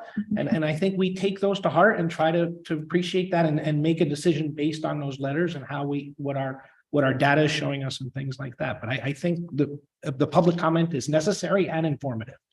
But with this, so my question with this is, and I hate comparing ourselves to DIRGs, but to me, this begs the question, what do other DIRGs do with art coordinators? Most of the surrounding DIRGs have a combined director of performance and visual arts. Okay. So New Canaan, Westport, Greenwich. John. So just be clear, then we're overstaffed relative to other DIRCs in the administrative function in arts, visual arts and music. Well, I'm not going to say overstaffed. Okay. They're staffed differently. We have two roles. Higher, as most DIRCs have higher one. staff. Okay. Thank you. I will say, if I may, this isn't ideal, right? So I have to agree with Mrs. Best in that capacity. We would have put this on the table to start with if we thought that it's something we want to do. But so make it clear, it's not something I want to do. I think we can manage it, but It also gets the person back into a classroom in front of students in an elementary school, correct? Well, it means the Connecting with the coordinator teachers. goes back in the classroom for a period, yes. All right. Any other questions or comments? Tara? Yes, so currently there's an opening in art, is that what you're saying? There will be a Or there vacancy, will be. there will be a vacancy in art, yes. Because someone is leaving. Correct, yes. Okay, so it's currently a full-time position that we're gonna then be filling with a appointee. There's a trickle effect that the person who's maybe at an elementary school full-time would go to the full-time vacant position at the middle school. And then the appointee at the elementary school would be filled. So we have an art person in every elementary school, which is not necessarily how other DIRGs run it, correct? That is correct. Okay. They cover multiple schools or based on enrollment in classes? So based on enrollment, so for example, Ridgefield has 4 art teachers for 6 elementary schools. Obviously, enrollment plays a part in that, but not all districts have one dedicated art teacher per elementary school. Okay, thank you. Katie? Thank you. I just want to echo Julie's comments and the logistical challenges. While I can see the benefits for a coordinator K through 12, having an opportunity to teach in the elementary school, logistically going from a high school to an elementary school, I feel like could potentially eat up the release time for planning those administrative things. So I have a lot of concerns about the logistics. Thanks, Katie. Any other questions or I would comments? just Sarah? echo the point that Mrs. Best made, that maybe it's better to use your word, pause on this, and take a macro view of this, of art in general. I think for $12,881, I think I have too many questions about it to go through. All right. There's a motion on the table. So if there are no Yeah. further questions or comments, we'll move on a motion on RC 14-2120 curriculum supervision, a reduction of $12,881. The .20 release time reduction for the art coordinator. All those in favor? That is John, Dave, Dennis, Jill, Dave, Duke, and Tara. So that's 1, 2, 3, 4, 5, 6. Any opposed? Julie, Tara, and Sarah. Julie. Katie, sorry, and Sarah's Tara. got it. So that motion moves forward. All right. Move forward to. Like Yeah. other things, we should continue to look at this as we go into next year and talk about it. Well, I think the information that's been put on the table about how other DIRGs do it, I think we just need a bigger picture look at. Again, from an efficiency standpoint and what we're delivering to the students, what do we actually need in terms of the org structure there? We will move on to RC 15, Administration 21201, Director of Instructional Technology. Reduction of $195,799. It's 1 FTE elimination of the Director of Institutional Technology. Do I have a motion? Dave, do I have a second? John, questions, comments? I mean, this is just another, I shouldn't say just, this is another item that has something tied to it. In Right, terms of yes, thank you. restructuring effort. So I think, I can't find it right. It's now. right, It's right below, underneath it's it. right below it. Moving to a technology coordinator, Yeah. which is a teacher leader position. And if I may, point of information, will we Yeah. be going account by account here, or will we be going unblock?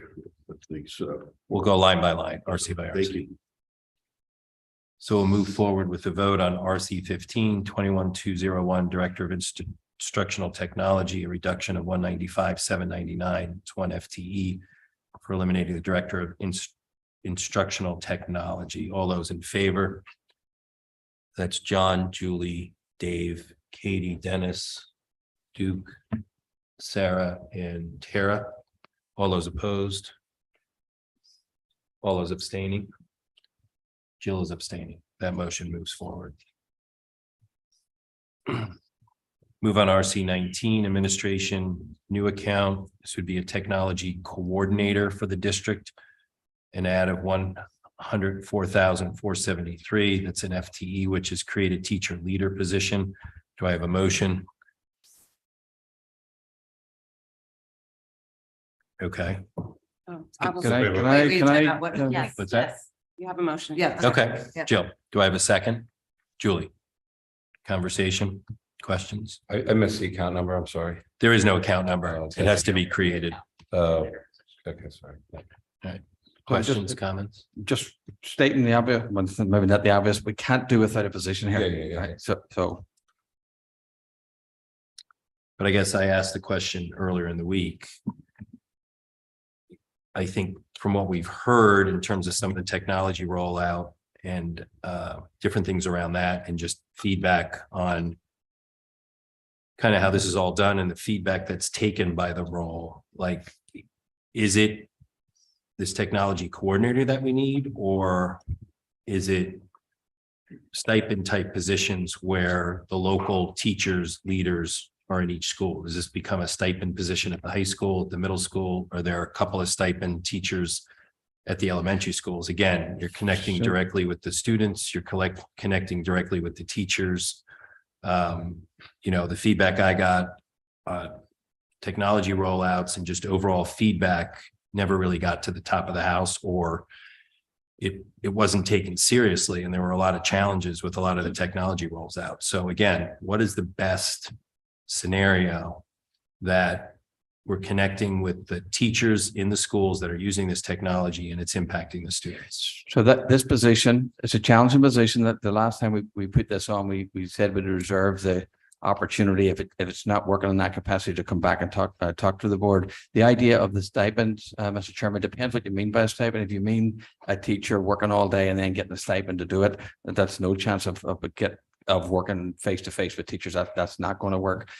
That idea of reducing a teacher, of a part-time teacher for teaching sections, and then doing some of this type of work face to face with teachers, that's a different discussion.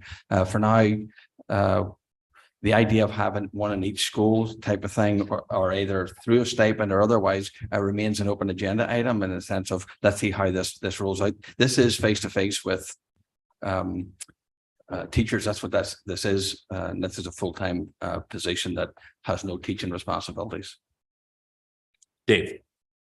So just a comment, follow up. I'm going to be voting no on this. I do know that we did make a request as a board to get further information on different models. I didn't see that, had a brief conversation right here to know that this is 104,000 is constructed. I just don't have the information to move forward. I think we need to do a little deeper dive and think about how this should be structured, especially to have somebody in the position facing the teachers and facing the students and being directly involved. So I will be voting no. Thanks, Dave. Any other questions or comments? John, I would just add to Dave's comments. It sounds like this is more of a strategic discussion that, given the circumstances now, this is at least a fit to fit the needs of the administration. But I definitely want to talk about, some of the models that have been discussed this evening. So I'll support it, but with the understanding we're going to talk a lot more about this. Any other questions or comments? Just, Mr. Chairman, just very much respect Mr. Brown's comments, but I just have to make it very clear. This won't work. Understood. Without a position. We'll move forward with a vote on RC 19 Administration New Account Technology Coordinator, an add of $104,473. 1 FTE, create teacher leader position. All those in favor? That's John, Julie, Katie, Dennis, Jill, Sarah. All those opposed? Dave Brown, Duke, and Tara Worm. That motion moves forward.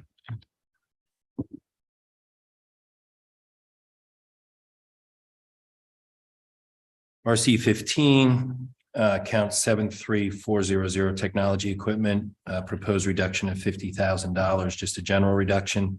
Dennis, any further comments or a motion on that? All right, is there a motion on it? No motion, so we will move forward from that. Thank you. We have RC 16, other BOE expenses, 13003, just a general reduction of $1,000. Do we have a John? Motion? Yep. Second, Julie, any conversation? So this was my, we feel the pain too, because it's the only account that directly impacts like our retreat lunch or something like that. We'll move forward with a vote. Go ahead, Jill. Question. Yeah, at $1,000, I just want to make sure we don't impact anything like running meetings, that it does impact softer So items. I'm happy to feel the pain So myself, the but account includes anything from running meetings to convocation, to catering for negotiations or things like that. okay. Do you think 1,000 number, you've seen the detail, 1,000 is a fine number, or do you have any concerns with that? You'll have to Plus or do minus? without lunch. Okay, that's fine. All right. Can we'll you move forward. clarify, we don't spend $1,000 on every lunch here? Thank you. We'll move forward on a vote on RC 16, 13003, other BOE expenses, a reduction of $1,000. All those in favor? That is unanimous. That moves forward. Thank you.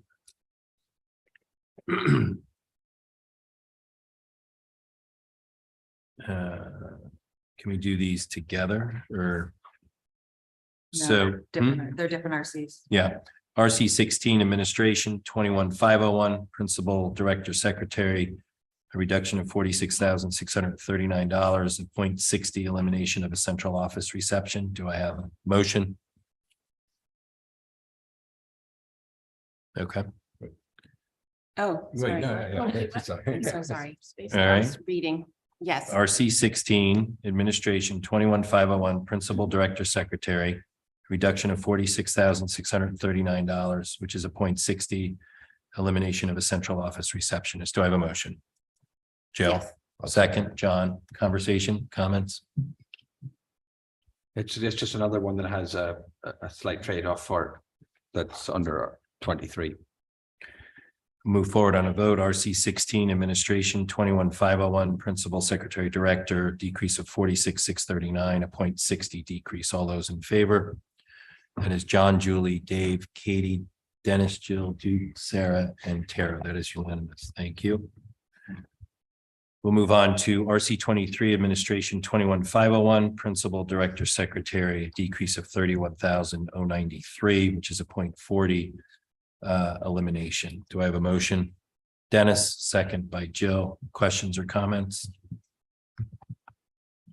Move forward with a vote on RC 23, account 21501, Principal Director Secretary, decrease of $31,093, a 0.40 reduction. All those in favor? That is unanimous. We move forward. Thank you.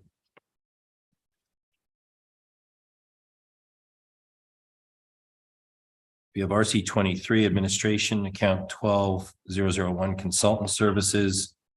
We have an increase, Rich, of $10,000. Correct. So the 0.4 that was just previously eliminated would typically go to the high school for Darien Summer School. So what the $10,000 provides is we would post a part-time position that would probably go to one of the 10-month secretaries to work those weeks in summer school. Good. Thank you. Do I have a motion? Dennis, second. Jill, any questions or comments? Move forward with a vote on RC 23, Administration 12001, Consultant Services, $10,000 increase, part-time secretary support for DSS in the summer. All those in favor? That is unanimous. Thank you.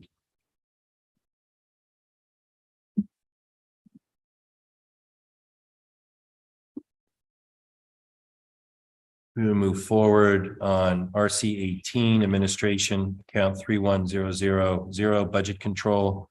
A decrease of $222,921 to eliminate budget control. Do I have a motion? Jill, do I have a second? John, questions, comments? We'll move forward on a vote. RC 18 account 31000 budget control. A decrease of $222,921, elimination of budget control. All those in favor? John, Julie, Dave, Dennis, Jill, Duke, Sarah, and Katie. Tara, all those opposed? Katie, that motion moves forward. Thank you. Again, we've had a lot of conversation around this over the years. We've got a great partnership with Board of Finance, with the RTM subcommittees and the RTM in general. We'll continue to monitor section breaks, and especially early in the year, we have the full budget availability, and we'll do what we need to do if we need to add people to the staff. So the process is going to work the same. yes. Yep. And we're going to stick to our classroom size policy. Yes. Yeah, absolutely. So we'll move forward to RC 19 account 12001 consultant services, a reduction of $15,000 to reduce curriculum consultants. Do I have a motion? Jill, a second. John? Questions, conversation? Just a reminder of what this is. Yeah. Rich? We are reshaping our math consultancy for next year, and it's $15,000 less with the reconfiguring. Thank you. So it's not a need because of what you're doing. Okay, good. Thank you. We'll move forward with a vote on RC 19 administration 12001 consultant services, a reduction of $15,000 for curriculum consultants. All those in favor? That is unanimous. That moves forward. Thank you. We're on RC 19 consultant services account 12001, $30,000 reduction, reduced curriculum consultants. Chris? This is the same line. This was John's cut and his was deeper. When I looked at it, the 15,000 we could sustain by reconfiguring, but that additional 30 would not allow us to work with the two plans for that line. Okay. I won't be making a motion. Okay. So is there a motion? So we move on. Thank you. Thank you, Chris. We move on to RC 19 administration account 22001 classroom libraries, a $10,000 reduction. Just a flat fund of classroom libraries. Do we have a motion? Dennis, second by Jill. Questions, conversation? Okay, we'll move forward with the vote. RC 19 administration 22001 classroom libraries, a reduction of $10,000 for flat funding classroom libraries. All those in favor? That is unanimous. Thank you. RC 19 administration 22001 K-5 units of study, a reduction of $64,350. Defer units of study. Chris, just a quick update there. These are the new writing units of study through TC. They are not published yet, and we're hearing that they're delayed because we wouldn't receive them through at least halfway through the year. We could definitely wait a year on those. Okay, thank you. Questions, comments? We'll move forward with the vote on RC. Need a motion. Excuse me? Somebody We need a motion. Oh, thank you. Do I have a motion?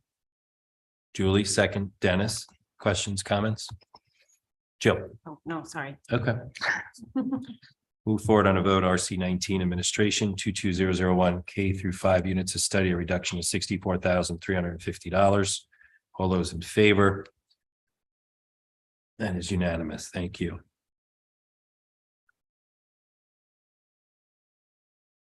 We'll move on to RC 19 administration account 25005 curriculum research and development, a reduction of $25,420. Eliminate the pilot account. Do I have a motion? Jill, second. Dave, questions, comments? Richard, Chris, a little information on this one? We're going to zero. Yeah, so this account, in the past, it's been used for things that have been unanticipated. Like when the Haggerty program came out, we were able to purchase Haggerty while the year was in progress. This year, we're using it for IXL for Spanish at the elementary level. We used it for Seesaw during COVID. So it's a place that we've been able to go to implement new curriculum ideas once the budget has been passed and the next school year started. So it wouldn't give us room for really research and development without things that were previously planned. Go ahead, Jill. So is it accurate that it wouldn't give you room for research and development, or that we just would have to find the money first? We'd have to find the money and we'd have to transfer it to the appropriate place. Okay, but we could certainly do it that way, right? You would be happy to bring it to us and we could transfer if need be. As long as the money was in another place, yes. If it's something you need, I'm not worried about the money, if you justify what you need. Tara? That was really my Yeah. point, that we could always. Yeah. Sarah? I would just caution that thought process, because I think we're running a very lean budget, and I think if we constantly say that over and over again, I would just caution that. And to Dennis's earlier point about, no, we don't want to be stagnant. This is what allows the district not to be stagnant. Well, Jill? the only thing I would say, yes, I agree with you that we don't want to stop R&D, but I think that we typically find that even with that 1%, there's some flexibility there, number one. And number two, I think, again, I'd rather eliminate a reserve than eliminate anything known. So in my mind, because it's a reserve, I feel more comfortable, but I do think as a district, as a board, I do think we still want to continue to move forward and should be on the same page about that. Any other questions or comments? Dennis? I will not be supporting this cut because it goes against my core values of R&D. And I also, just to Mrs. Parent's point, I think it sends the wrong message that we are going to be a stagnant district. So I will be voting against it. Thank you. Julie? Thank you. I'm not going to support this either, because I do believe that we need to be able to do the research and the development to hear R&D. But also we have questions on the table already regarding curriculum, and they're with state legislation that's possibly going to impact what we're doing with our reading curriculum.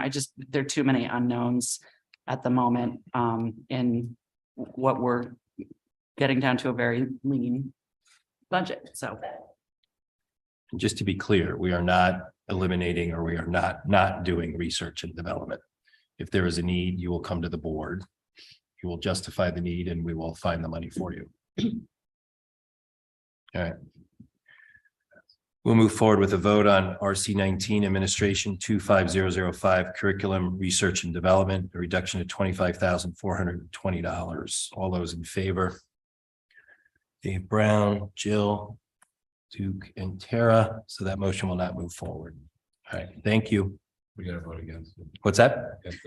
against. Against, John, Julie, Katie, Dennis, and Sarah. Thank you. Chris, you charmed him. Sorry. What'd you say? Chris charmed him. RC 19. There's a first time perfect- for everything then. I might point out, there's a perfect example where a decision was changed based on what was discussed. So it happens. Yeah, there's no such thing as not doing something, or you not having the ability, or not being able to do something just because the dollars aren't in the budget. That's a falsehood. It's something that should not be said. We'll move on to RC 19 Administration 25003 Professional Development. A decrease of $9,000, eliminate Power School University. Do I have a motion? Dave, second by Dennis. Questions, comments? A little more clarity, Chris? This was for teachers to attend Power School University to look at the pilot of Power School in the following fiscal year. This is for the potential replacement of Aspen. Yes, correct. Okay, thank you. All right. We'll move forward with the vote on RC 19 25003 Professional Development, a $9,000 reduction to eliminate the Power School University. All those in favor? That is unanimous. Thank you. It doesn't mean we're not still considering the replacement of Aspen. We're not doing this. They can come visit us. You don't have to go visit them. Okay. RC 19 Administration 25026 Dues, Fees, and Memberships, a reduction of $2,250 for American School Counselor. Do I have a motion? Jill, second by Dennis. Conversation, questions? Dr. Adley? What is American School Counselor? It's a new. They are typically publications for different disciplines. In this case, it's a counselor one. There's others that pertain to other departments. Okay. All right. Motion to move forward, RC Do you 19. want to take these as a chunk? There's three. of them. Okay, yeah, thank you for saying that, Sarah. So, all right, we'll do, these are all RC 19, count 25003, professional development. We already did that one. Sorry, my eyes. RC 19, 25026, dues, fees, and memberships, reduction of $2,250 for American School Counselor. RC 19, 25026, dues, fees, and memberships, $1,035 reduction for Connecticut School Counselor. RC 19, 25026, dues, fees, and memberships, $200 reduction, reduce increase to ASCD. Do I have a motion? John, second. Dennis, questions, comments? It's total reduction of almost $3,500. Yep. Good.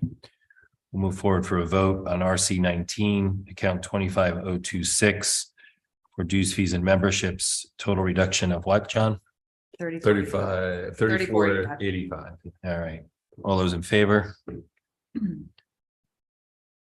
That is unanimous. All right. We will move to RC 19, 1912006 curriculum coordinator, reduction of $101,438. This is one FTE. Elimination of curriculum coordinator. Sarah, any motion or comments? I will not be. Okay, making a any motion. motions? Okay, we will not move forward with that.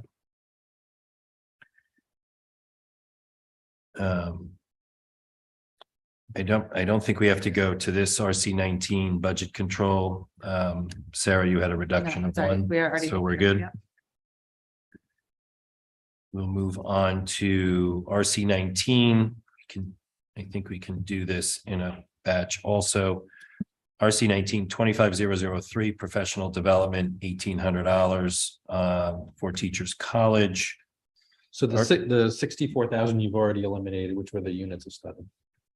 Okay. All right, so what's left, Rich? The professional development? The $1,800. All right, so RC 19, 25003, professional development, $1,800 for Teachers College. Do I have a motion? Rich, what exactly is this? Yep. Sorry, we could talk. No, that's fine. It's the Summer Institute. Okay. Okay. Just to clarify, RC 19, 25003, professional development, an $1,800 reduction to eliminate Teachers College. A motion. Katie, second. Dave, questions, comments? Katie. Thank you. I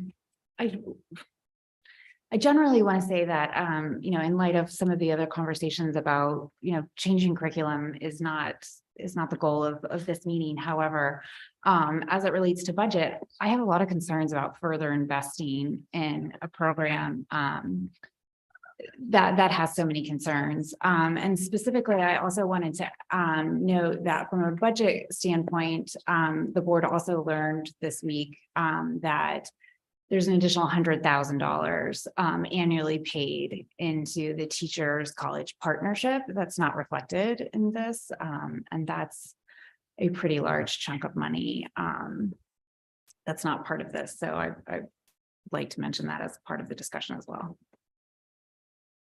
Sure.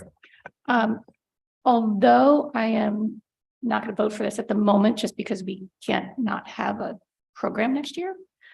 I do believe that we need to be looking at others. I still don't understand exactly why, when the state is not supporting it, not that we need to follow everything the state does. I certainly don't agree with that, as we all know.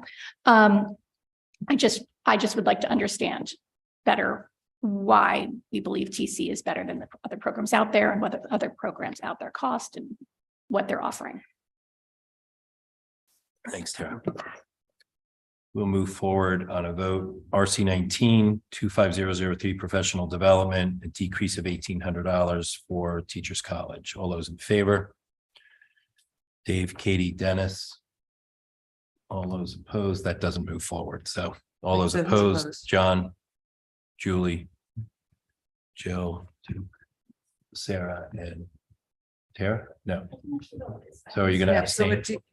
Can we do It's- that again? Yeah, sure, no right. problem. Thank you. RC 19-25003 professional development, a decrease of $1,800 for the Teachers College. Was it professional development, Rich? Okay. All those in favor of that reduction? Dave, Katie, and Dennis, and Tara. All those opposed, John, Julie, Jill, Duke, and Sarah, so that does not move forward. We already took care of the 64, right, Rich? Right. So, Rich, what is this RC 19 curriculum development? This is an add of 66,150. So that was to be in place of the money funded for TC. Okay. So RC 19-21-3112 curriculum development, an increase of $66,150 to change outside to do something other than TC. Katie, did you want to elaborate? Yeah. Sure.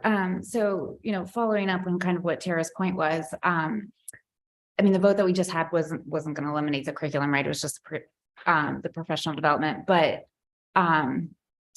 I would like for us to look into this. So I would say that what I'm asking for at this point in time is that it be added to an agenda item for the board to have a comprehensive review of the literacy program, specifically the foundational literacy program, as it relates to both reading and writing.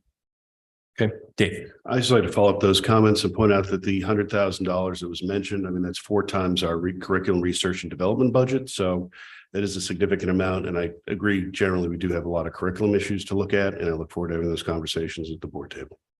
Thanks, Dave. So is there a motion to move that forward? No. All right, good. Thank you for the conversation.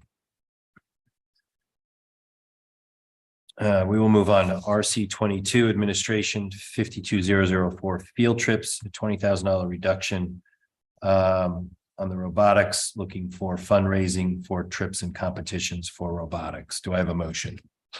Dennis, do I have a second? Tara, conversation, questions? Dennis. So I guess the question goes to Rich, and that this doesn't eliminate the potential to do a field trip for robotics, and it just places them similar to our other clubs and councils, and that they have to raise money to go on field trips. Correct. They would have to fundraise or get donations. Thank you. Also, so does this look at, is this just for high school or is this elementary and middle school as well? It's K-12. It is K-12. I guess I should have asked for it to be broken out because one of the things, not that I don't support robotics, but in elementary and middle school, let's specifically discuss elementary, there's a lot of different clubs and enrichment programs that happen through outside programs, right, that are done in elementary school. So kids are taking STEM, robotics, architecture, what have you. Those are all being paid for by parents. I'm not sure exactly why this one club is then paid for by the board and can't support all students. So only a certain amount of students are able to get in, yet we're paying for it, yet everybody else has to go outside and pay for their enrichment. So it doesn't seem, hate to use the word, equitable. Thanks, Tara. Julie. Thank you. Sorry, just going back to this again, confirming. So this will be the similar model to, for example, what Model UN, Quiz Bowl, DECA, all those clubs that come before us and get approval, but in fact, they are fundraising and or parents are paying for those trips to those competitions, correct? For the trips. Yes. Okay. Thank you. We'll move forward with the vote on RC 22 administration 52004 field trips, reduction of $20,000. And going to a fundraising model for trips and competitions for robotics. All those in favor? And is John, Julie, Dave, Katie, Dennis, Jill, Duke, Sarah, and Tara. That moves forward. Thank you. We'll move on to RC 22 administration, 25003 professional development, a $21,200 reduction. Again, on robotics in terms of doing fundraising for trips and competition for robotics. Is that, or was that a miss copy there? So these are really the fees to enter the competition. Okay. They are coded into professional development, Wow. but they're the fees to actually go to the competitions. Thank you. Okay. Do you have a motion? John, second. Dennis? Any conversation, additional conversation? Sure, Katie. Thank you. I just want to say that highly supportive of the robotics program, but it does seem that there is a disconnect in the club versus, you know, the consistency of how we do that. That being said, I would like to say that I would hope that, you know, we can provide some support and some management to the, you know, the teachers, to the parents, to the students in order to help support them in their fundraising and donation efforts so that the program can continue. Thank you, Katie. Jill. I think that's a great point, because I think as a board, we roundly do support robotics, are pleased that this district offers a variety of different things to our students, and but we want to be consistent with how we fund. And that's what's at the heart of this. John. And just to clarify, we still have a pretty robust curriculum spend in this area, correct? 30,000 for materials, I believe. Correct. We'll move forward with the vote on RC 22 administration, 25003 professional development, reduction of $21,200, moving to more fundraising model. These are fees associated with robotics. All those in favor? That is unanimous. Thank you. Administration, RC 22 73400 equipment, a $6,000 reduction. This is elimination of iPads for robotics. Do we have a motion? Dennis, second. Julie, questions, comments? Julie. Just to point out, as John just mentioned before, that even with taking these iPads out, there still is a decent amount of funding, to my understanding, for materials for the club to continue, which I think is great, but it doesn't follow the exact model of what we do for our other clubs. And I only bring that up because I want to flag it as something that I think we need to talk about as we talk and revisit again how we support our programs and what we pay for and what we don't pay for. Transportation, athletics, clubs, extracurriculars. I think it needs another visit. And how we fund them. Yeah, that's what I mean. I'm sorry, how we fund them and support Yeah. them. Yes, well, one, I think, as we've discussed, there's probably plenty of iPads floating around. In fact, I know of one. So now we really only need 5 more. It's in my house. So, okay. Make my daughter return hers.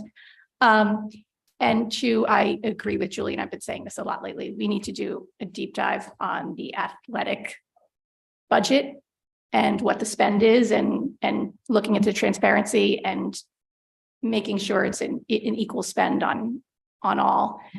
So looking at sports, clubs, basically all activities. Thank you, Tara. We'll move forward with the vote on RC 22 administration 73400 equipment, $6,000 reduction on iPads for robotics. All those in favor? That is unanimous. Thank you. We will move over to administration RC 24 21605. Transportation driver. This is a 2.0 add of $93,312 for the addition of 2 suburban drivers. Do I have a motion? Jill, second. Sarah, questions, comments? This is just tied to the purchase of Suburbans. Yep. This is the personnel. Doesn't work without the Suburbans. This is an associated FICA and all that stuff. So Rich has done a good job around the transportation side. So this makes sense. So we'll move forward with the vote on RC 24 administration 21605 transportation driver, an add of 93,312, 2 FTEs to add 2 additional suburban drivers to the fleet. May I vote? All those in favor? That is unanimous. Thank you. Rich, do we have to go to contracted services? No, you're showing a savings there, that's all. They go together. Yep, okay. And the FICA goes together too. All right, good. We will go on to RC 26-21501, Principal Director Secretary. This is an add of 77,458, 1 FTE. It's an additional ELP secretary. Do I have a motion? Absolutely. Go ahead, Katie. So I'm not going to move this primarily because this is the administration's job is to staff this, and I understand that. So I would just say that I will not move it tonight, but I would like to just flag it as another area that I think needs to be watched closely. There has been a disconnect in this area between, kind of sometimes what we hear at the board table as being fine and what we hear from the community as maybe not being fine in practice. And, next year with the consolidation, I think would be a great time to just look in closely at the management of that program. I think to your point, next year we'll give a great view into how ELP works at that new school. And I think would welcome some feedback on how that is working and what the needs are up there. So we'll move on to RC 8-21501, Principal Director Secretary. They're all together. All together? All right, good. All together. All right, so we've moved through those lists. Yes, Sarah. So I don't know if I missed the boat about, so when the science secretary that passed, that went through the decrease of that. And I would like to motion to add the para back to Oxbridge. I don't know if I can do that now or this is the last chance to do it, but I do feel like the slew of public comment that we heard via emails and I've talked to multiple people about it. I feel very strongly that we do not take anything away from those children there. I would like. So I think too, just a broader conversation and some research and learnings that I did too. We don't necessarily have a policy around the ratio. The board may have voted on it, but there's no policy that ties a ratio of paras to students. Correct, Marge? All right. So I think also, I think we get hung up on the ratio versus what are their roles and responsibilities. And a lot of it I understand is helping the younger students. There's help in the cafeteria, there's help in wintertime with boots and jackets. So I'd just like to hear more from the administration if, what are your thoughts on that in terms of the support that's needed up there? I think a lot of it has to do with the enrollment, but I think Sarah brings up a good point, but I don't want to get tied up in the ratio because I don't think that proves anything out because we don't fully necessarily understand what these folks do. I've even been people I've spoken to that, even the word para denotes maybe sometimes something associated with special ed and it's not associated with special ed. These are more instructional aides or teacher aides. So I think there's some work to be done maybe around changing the titles of some of these folks. So I don't know if the administration wants to add anything around that. Yeah, then to understand that particular position, again, it was not originally put forward as part of the administration's budget. So it's not something I particularly want to do. Having said that, there's about 9 students, additional students in Oxbridge next year. That particular position does some of the things that you said, Mr. Chair, and a wee bit more in the sense of it's spread across the grade level. So they use the paraprofessionals at the school to spread them across the grade levels. So that's the principal's prerogative in that regard. There's no reduction in special education paraprofessional support here. So let's make that clear. So it ranges from the supervisory duties, Julie, that you have talked about during the meeting this evening, to instructional duties to support the teacher in the classroom, maybe small groups and so on and so forth, organizationally. So those are the typical assistance that it gives to the classroom teacher. Questions, comments, Julie? I appreciate that the student to para ratio isn't as easy a read as we'd like it to be. I wonder what the square footage to para ratio in the other buildings. And I'm sort of joking, but I'm not. You take the measuring stick and go up. We're talking about a really big space with a lot of small humans in it. And I don't know that I'm inclined to be down 1 at Oxbridge next year. John. So the way I look at it is, well, one, just overall, just to review everything Alan pointed out, anything that says administration, as I understand it, was basically driven by the request to find efficiencies. So basically, in a way, they're through your expertise, the board's reduction. And I want to remind the community of that, you know, it's on our shoulders that we requested that. But in this case, you know, I want to follow the recommendation of the administration, but, you know, keep your eyes and ears out. And, you know, Luke really raises the hand and waves his, you know, hands and jumps up and down saying, you know, we're short. We'll certainly add back a para there. But I'm going to vote. Well, we vote. There's no, Sarah's vote, putting a motion on Yeah, it. well, So I won't support the motion, but certainly if there's a need, we'll support it later in the year. Dennis. I don't know that the vote was seconded, but so I will happily second the vote. Okay, well, Thank you. We probably should have done that before we talked about it. just to be clear, Sarah, what Yeah. is your? I am motioning to add a paraprofessional to Oxford. And dollar amount? And what's the dollar amount associated? So $67,035 to add a paraprofessional. Plus FICA and. That includes including- FICA and health insurance. Okay, thank you. So that's all. Okay. What's the account number? 021603 and RC8. Okay, and I would just, I believe I'm the only person at this table that has been a classroom teacher. Those extra hands are absolutely imperative, especially at elementary level. And I really, we've talked at this table in negotiations about making sure that our teachers feel supported, and I will try not to take anything away from our teachers at this point in time. Thank you, Sarah. Dennis is the second, but so we're there. Jill, questions, comments? I wanted to talk about it for a little bit. I wanted to understand. So I think one of the things that you just put on the table, Duke, is that ratio is not really the right way to look at this. That actually the right way to look at it is kind of the job description, what a para does to support the building. So I'd like to hear from Alan and Marge about sort of how they view the ratio and what they think the right way of describing. But before I turn the mic over, I will repeat the point that's been made a couple times, that there is a difference between an instructional paraprofessional and a paraprofessional that is mandated by an IEP. So we did hear from a couple of parents that they're concerned about the impact on special ed. And I think it's critical that those parents hear that this would not impact anyone who is receiving a paraprofessional under the direction of an IEP. So with that, I would ask, when you staff a building, how do you think about the role of a para, if not by ratio? So the instructional paraprofessional, first of all, it's a little bit of a misnomer, and I actually led into it a wee bit actually by calling it an instructional paraprofessional.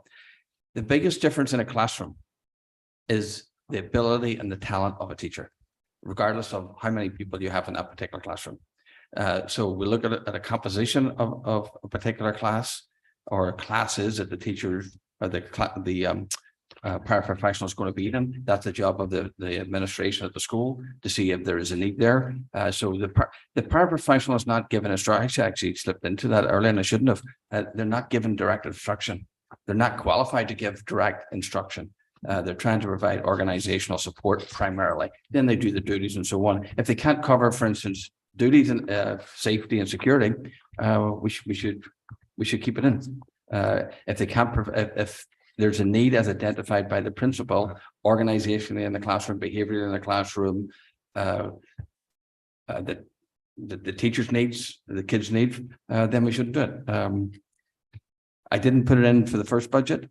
I put it in for this round because I felt that it's an area that we could go along with in this particular case with the principal's input into it.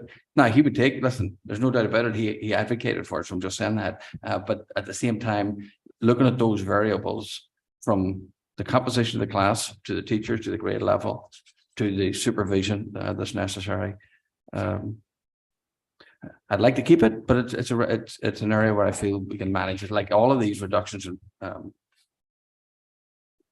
Okay. What do we see other districts doing? How do they define a para? So Rich and I are more familiar, and I don't know that you can accomplish this tonight, but with a formula that weights the number of paras you get, as Dr. Adley said, more to the lower grades. Maybe putting in a portion of a para for either recesses or lunches, or, to at least support intervention. But it would be a more complicated discussion at the board level rather than just a per student, because it sort of doesn't matter how many fifth graders you have. You don't really need paras in fifth grade for the most part. You've got, some districts you'll put a paraprofessional in every single kindergarten classroom as a policy, for instance, and that's it. Other than IEP related paraprofessional support. Katie. Thank you. Dr. Adley, thank you for the nuance that you provided on that. I think it's really important to remember as we're talking about the roles that paraprofessionals play, and as we're talking about students, that there is nuance and that there are dynamics in the classroom that go way beyond figures on a spreadsheet. And I think that's a really important consideration. The great paras are the ones that are able to help out and help every student and see what needs to be done and make things run more smoothly. They really are a complement to students. And while we received an overwhelming number of emails about this budget, most of the emails were overwhelmingly about this subject from Oxbridge. And it is true that some of the people might have said that the board was cutting the position, or the superintendent was, or, spoken about the ratio or IEPs. The fact of the matter is, all of those emails were communicating a general sense that they felt that Oxbridge needed this staff, that they were in support of spending the dollars in this budget to ensure that Oxbridge had this coverage. So that sentiment stands, and I am fully supportive of it. Any other questions or comments? Dennis? So with this, thank you. And again, I agree with Mrs. Lublin that this is very helpful discussion. But it's also led me to more questions. So the paraprofessionals now are not tied to one class. They float throughout the school. Could they also work as a building substitute? We try not to have them in a building substitute. But they could if we needed to? Just in an extreme situation. Because that sells me on it, so. But that's not an ideal practice. Ideal, but if you don't have a Let's building. move on. Dave? I thought it was commented they were not qualified to give direct instruction, so how would they serve as a substitute? I have no idea what you said. Subs don't have to be. Subs don't have to be. Okay. I can sub. Any other questions or comments on the motion on the table? So the motion on the table is, Sorry, Tara has an eye.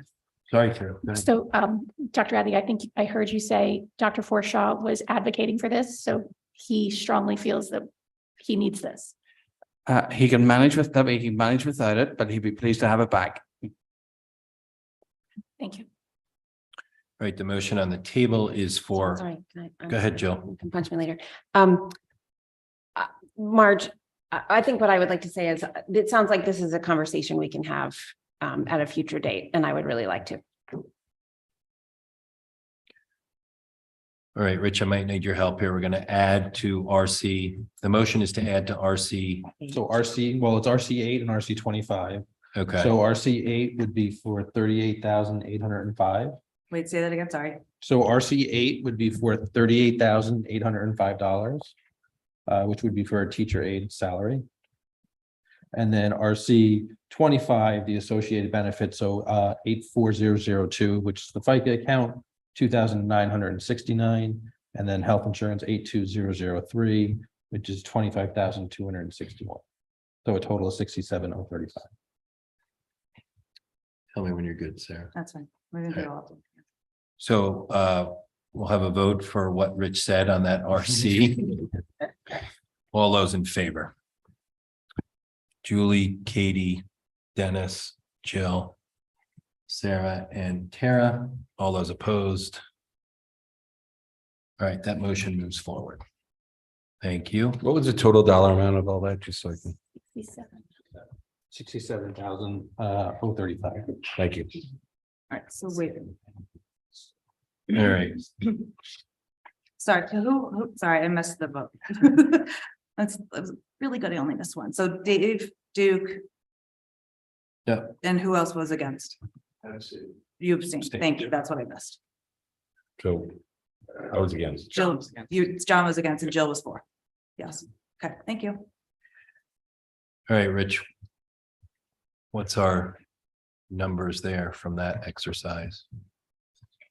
So the budget will be reduced by 1,269,828. That would bring like to 114,798,438 dollars, or 3.7. 3.7. Okay. So next on the list here, and Rich, I just have one sheet here. We can have a discussion how we want to do this. So we would move on to the capital budget. The capital budget as presented is $1,323,690. And that includes the two Suburbans that you're It looking. does not include the two Suburbans, so you would have to vote to add $124,000 for two Suburbans. Okay. I have a question, a process question. In the past, we'd approved the operating budget and then talked about capital. Okay, that's fine. But then that begs the question about the pre-purchases. So what- Okay, so maybe we'll do this. Thanks, Sarah. So we'll put capital aside for now and we'll switch gears a little bit. So Yeah, I would do the Yep. pre-purchases so we can vote on the entire, that's what it's. Yeah, so we need to talk about that. So we vote on it. Yeah. So. Which is the right? This one. All right. So the administration put together a list of potential accelerated purchases based on the surplus that we're currently forecasting.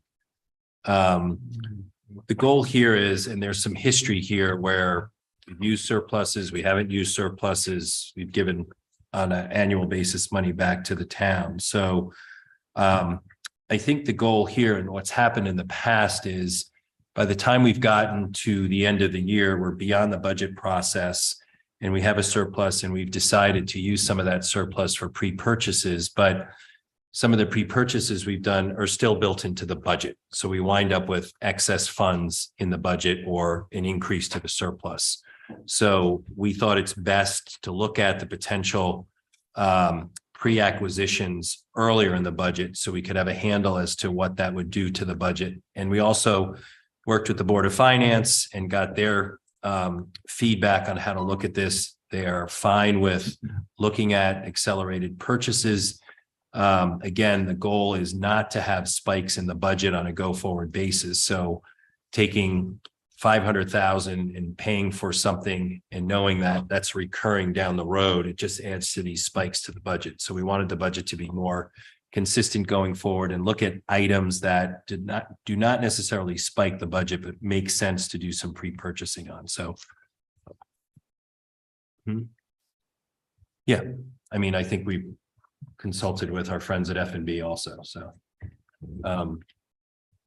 So in front of you is a list of pre-purchase accelerated purchase items, which come up to $249,188.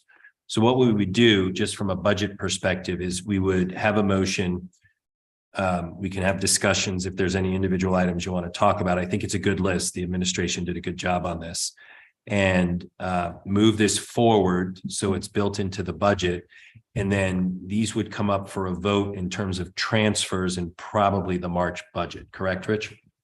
Correct. So if they're approved tonight, not the finance committee on Thursday, but the following month, we would bring forward transfers. Good. So Rich has here the accelerated purchases and then down the road where the accounts would come from. So I'll pause there for a moment and open up to questions or comments. Does anyone need a copy?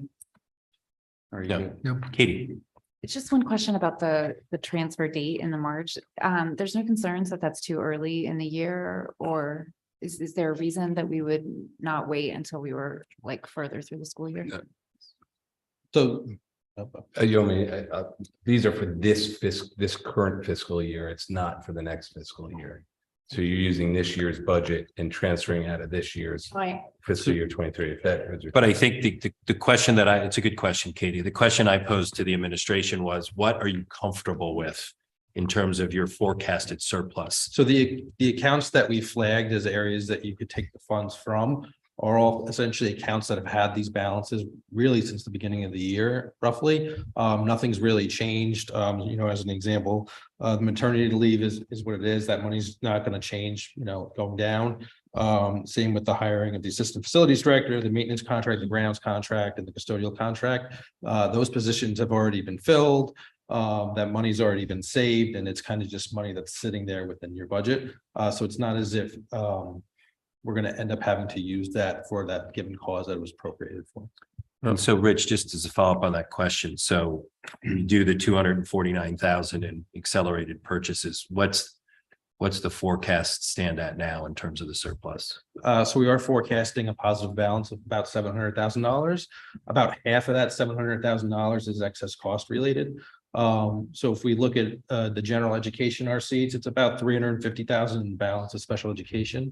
So the idea was to take about 250 of that 350 from the general education RCs, which would leave about $100,000. Should certain things happen, should we have bad snowstorms, or should we have a special substitute? Not Julie.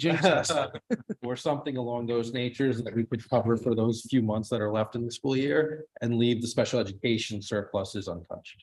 All right. So just to run through this quickly.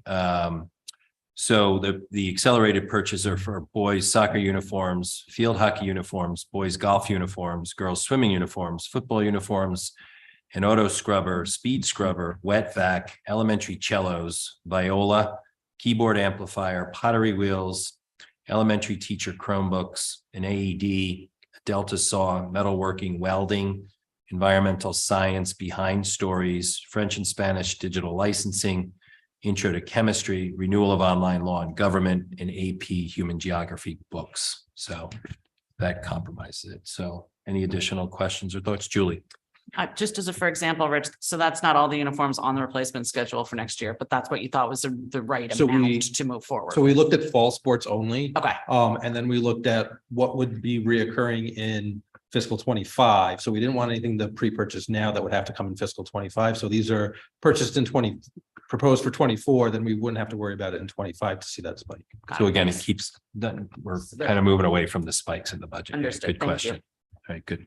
Any further questions or comments? Sure, Yeah, Dennis. just the point that I think, so if we go and approve this pre-purchase, then that will reduce our budget another 249,188, correct? Yes. Just making Yes. sure.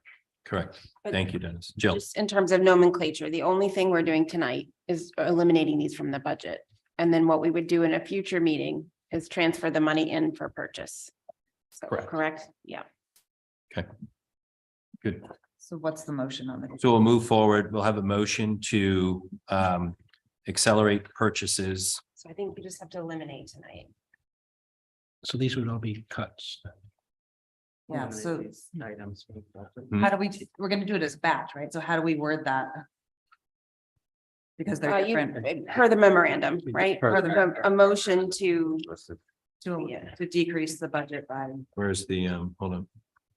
As outlined in the memorandum. dated- Sorry? As outlined in the memorandum dated such and such written by Rudel. motion to reduce.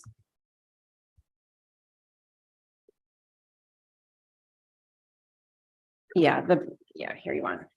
You're like, here's the actual data and then Right. there's the memorandum of the date. Okay. So how do you want to be? So what do you want a motion to, So we'll recommend a motion To decrease the to operating. to decrease the operating budget by by $249,188 per the memorandum. per the memorandum to the board February 13th, 2023 from Dr. Adley and Rich Rudel.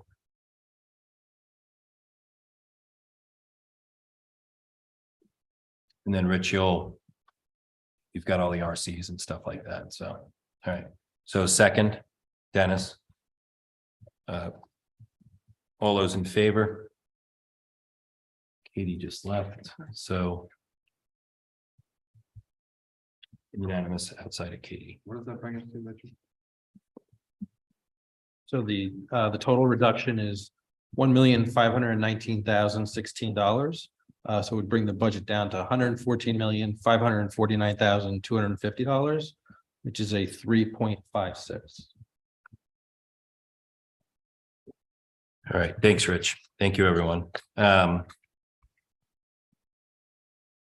moving back to capital. Wait, could I just follow up on Richard's, a couple, just quickly, just make sure you put fiscal year 24 on the motion, Sarah.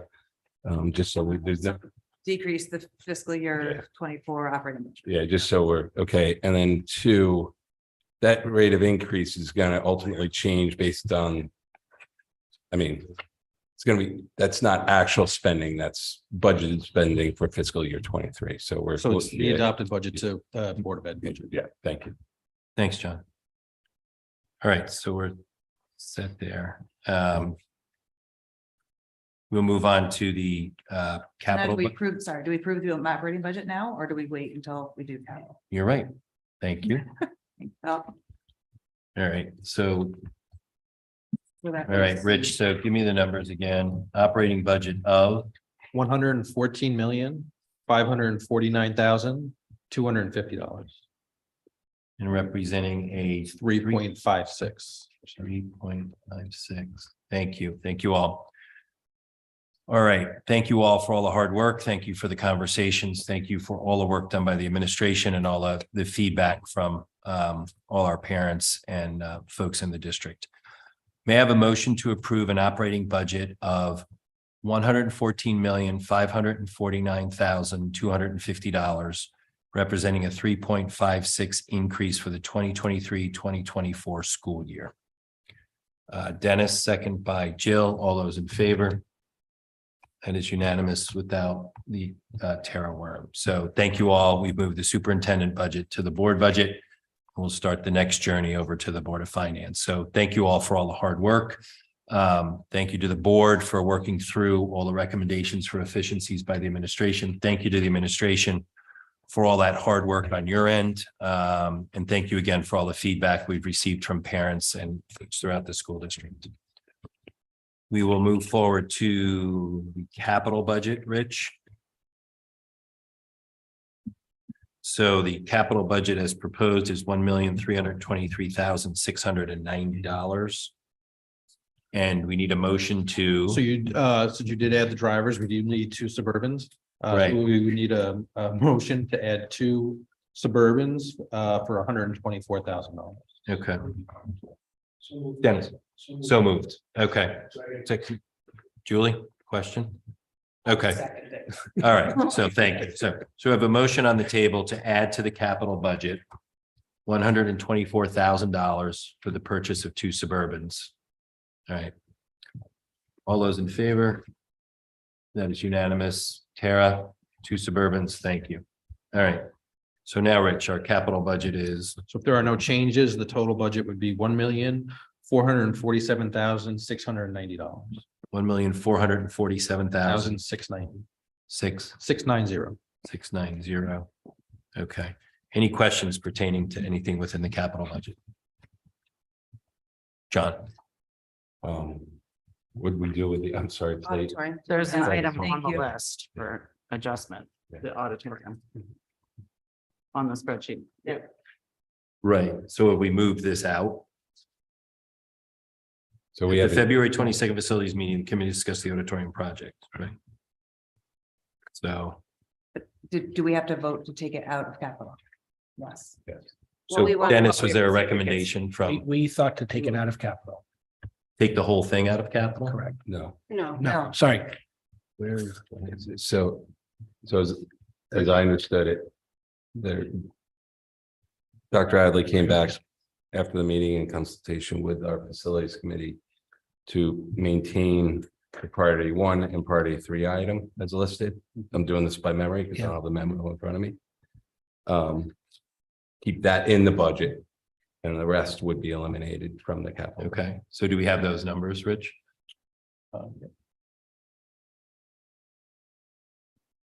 So the reduction would be 448,000. And that's everything minus. So that would one- be the auditor, so what would be left is the auditorium, the audio improvement, the microphones, the speaker control, the communications and intercom. So the budget would be at $425,000, down from $873,000. So the elimination is for priority 2 the elimination is for priority 2, 4, and 5, which totals 448,000 from the capital budget. Correct. Okay. So the recommendation is to move forward with priority 1 and priority 3 from the administration for $425,000 for upgrades to the Darien High School auditorium, correct? Is two down there? Yeah, No, it's not. Okay. that was my question. So why is priority 3 going ahead of priority 2? So 1 and 3 are really infrastructure items related to the auditorium. Whereas priority 2, 4, and 5 are not necessarily infrastructure related. I just wanted to make sure everyone understood. Okay. Yeah, so the project will go smoother over this summer, if I'm not mistaken. Well, assuming it all gets approved, we would start the bidding process this spring to hopefully have somebody lined up, and then we'd start at the end of July, right after Darien Summer School, and then hopefully finish up right at the end of August. Just for Okay. those pieces. All right. And is Jill. the idea of eliminating at this time that those 2, 4, and 5, we would talk about it at a future date? Is that correct? Or are we eliminating them altogether? We talk about them, whether or not we might. Some of it is we're looking for community funding. I think right? we would Right. talk about it at a further date, whether it's a community donation or a supplemental appropriation. Okay. But from an administration standpoint, moving forward with 1 and 3 gets you kind of really what you need to do up there to get that high school to where it needs to be from. It takes care of the infrastructure related items. Okay. Obviously, all of the items would put us on par with some of our neighboring districts like Greenwich or Westport, but the infrastructure items will be taken care of. And then does the work that's done up there with respect to this equipment then go on some normal replacement cycle? So we're not hit with, oh, by the way, we need $1 million worth of upgrades in the high school. So a lot of the items kind of go together as big ticket items. So you wouldn't necessarily do like a $10,000, $15,000 replacement. You'd have minor repairs that you would have to do. But the equipment should last you a significant period of time. But you'll have that built into the budget somewhere along the way. Correct. It would be part of the. There's a capital. lifespan to these Yes. things, or there's a point in time where we should get current with Correct. technology. Okay, We're at that point now for most of it. yeah. Jill, I understand 1 and 3 as an infrastructure item. I appreciate that. Can we just talk a little bit about 2? And if we were to, like, I see the video wall is, I can understand that as Yeah. a separate entity. I'm curious about 2, if we start to try and pick, do we get any inefficiency in that? Or, if we say, let's do 1 and 3, and then later it's 2, 4, and 5, does that make sense? I mean, certainly having the ability to do streaming and recording would be beneficial for the space. And that is something we could do either together or separate. But it is something you would certainly want to look at for that auditorium at some point. so let's say we're gonna move off priority 4, because we're gonna look at some community potential donations around that 370. So then what I need to understand is, does it make sense at this point in time to include the video streaming while we're doing this work? And does it make and does it make sense? I don't know what the confidence monitor is. So Go ahead. go ahead. We covered all this in depth at our finance committee meeting. And, Okay. There's certain questions that came up. I'm sorry, facilities, 2 Fs, and it's late. But there's some questions around, the nice to haves and the need to haves. Okay. I think, again, I'm not going to talk for the committee, but those are some significant issues that were raised. So Dennis, the facilities committee landed on the 448. Correct. Okay, Katie. I just want to point out that Ms. Thompson did mention that priority number 2 with the video streaming and recording does have curricular implications, and that the students do use those technologies in order to submit applications and auditions and past performances just to even get an audition for things. So that priority 2 in particular does have curricular implications, and I think that's important to note. So where did that land in the facilities? meeting? That one we were kind of torn on because athletics also has videos and those are done by parents or other groups. And so the school doesn't fund all of that. So we're not 100% aligned on that. Okay. But Sarah? the clarification is that the music is a curricular part of our program. So is this, and Ms. Thompson, maybe you can help me understand, or Dr. Adley, is the video streaming is priority 2 a need to have for curricular reasons? It's going to improve it. It's going to. Is it a need to have right now? Well, for 53. It's a yes or no. Oh, no. Is it a need to have right now? Yes, I would put it as a yes. All right, thank you. Do we want to get Colleen to just? Sure, Colleen.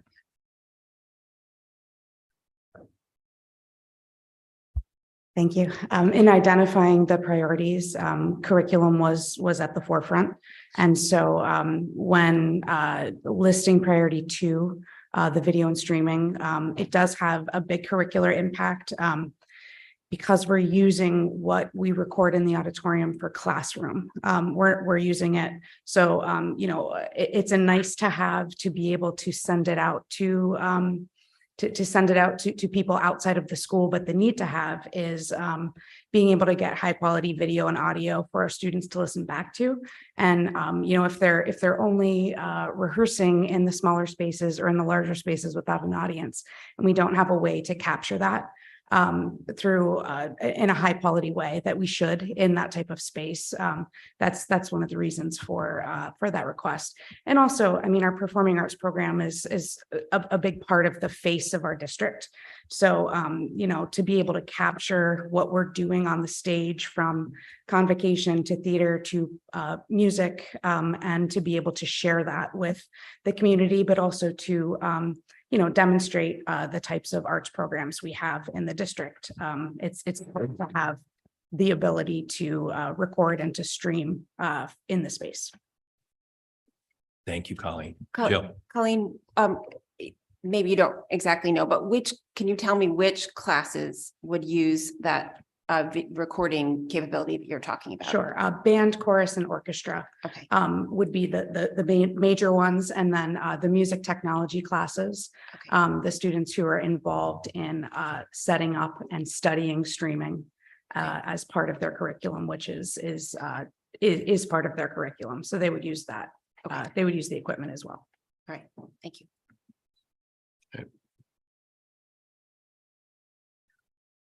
I would like to say, let's do 1, 2, 3. Agreed. I second that, even though it's on a motion. So let's do them by line item, please. Okay. So we'll do individual motions. Yeah, everyone in agreement with that? Sure. All right. So we'll have a motion to what do we want to call this? How do we want to do this? I guess you really have to cut because it's already in there. We're not adding. So we're cutting 4, 5, and 6. So You're gonna have a motion just like you do operating budget right, for but it's everyone. the amounts for 4, 5, and 6, right? No, Or 4, all- sorry. everyone, just think of it. as a all right, package. so do just a priority 1, a motion to cut priority 1. Okay. This is from a capital standpoint anyhow, right? Yeah. So a motion to cut priority 1, audio improvement, microphone, speakers and control for 400,000. Is there a second? All right. So that stays in the budget. Priority 2, video streaming and recording. The cut is on the table for $53,000. Is there a motion? Sini, is there a second? No. All right, so that stays in the budget. Priority 3, communications and intercom. There's a cut of $25,000. Is there a motion? All right, so that priority 3 stays in the budget. Priority 4, video wall, projector and projection screen, a cut of $370,000. Is there a motion? Dave Brown, second by Mr. Maroney. All those in favor of that cut? Sini, Brown, Maroney, McCammon, Deneen, and Worm. That motion. With the idea that we will look for community funding and revisit Yes. this. Yeah. Good. And then priority 5, a confidence monitor, is a motion to cut 25,000. Is there a motion on the table? John, is there a second? Dennis, any conversation? Just a Jill. quick question, again, in terms of packaging, I understand the video wall is a single entity. How does the confidence monitor relate to everything else? Thanks, Colleen. The technical side of things is not quite my area of expertise, but my understanding is that the confidence monitor could be done separately from these other upgrades. And we could potentially put the infrastructure in place to do it in the future. Okay. for Thank sure. you, Colleen. Yep. So is there, we have a motion in a second. John, is there a second? Dennis, we've had conversation. Any other additional conversation?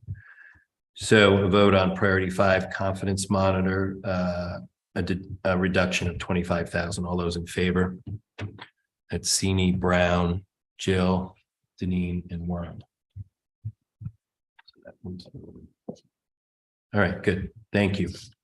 Sorry for the confusion out there, but I think we got to the right place.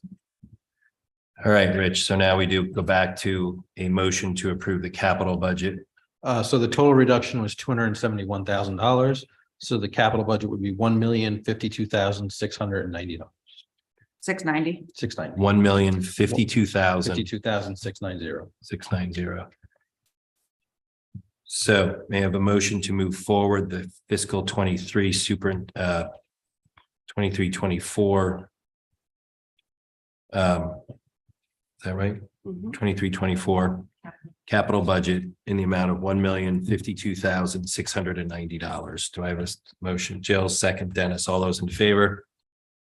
That is unanimous, and the capital budget moves forward. Thank you. Thank you for all the work on that. All right. We move forward from a budget standpoint. Thank you, everyone. We will move on to further discussion and possible actions on proposed revisions to Board of Education Policy Series 5,000 and 6,000. 5130 attendance, truancy and chronic absenteeism, 5830 meal charging, which is new, 6630 Individuals with Disabilities Education Act, alternative assessment for students with disabilities for statewide and district-wide assessments, which is new, 6710 for field trips, 6810 reports of student progress, 6830 honor rolls, 6910 parent-teacher communication, 6920 weighted grading and calculation of grade point averages, 6930 parental access to instructional material. These were presented at the last meeting, so we're up for further discussion and possible action. I'll turn it over to March or Dave. I have not received any comments since Okay. this was last presented. All right. Any questions or comments? May I have a motion to move those policies forward as read? Dave, second. Dennis, all those in favor? That is unanimous. Thank you. We move on to further discussion and possible action on the board master agenda for February through August of 2023. Dr. Adley. Yep. If you just go to page 3. Or maybe it's for the last page, actually, it's the last page. The only changes I've made here is you'll see a discussion of draft goals and strategic plan. Possibly move this to an earlier time in the school year. I have it here as for June 27th, but there was some discussion with the board chair about possibly moving this forward if the board wanted to do that. It just gets the planning of it just gets challenging just as the school year winds down. Everybody's responsibilities wind up in the organization, so it's just having some reflective discourse time. Dave, just Alan, do you have any thoughts when, if we didn't do it then, would be workable for you? I mean, early in the summer is fine. It's just some distance away from the school year. It just gets hard. It may even be hard for this board.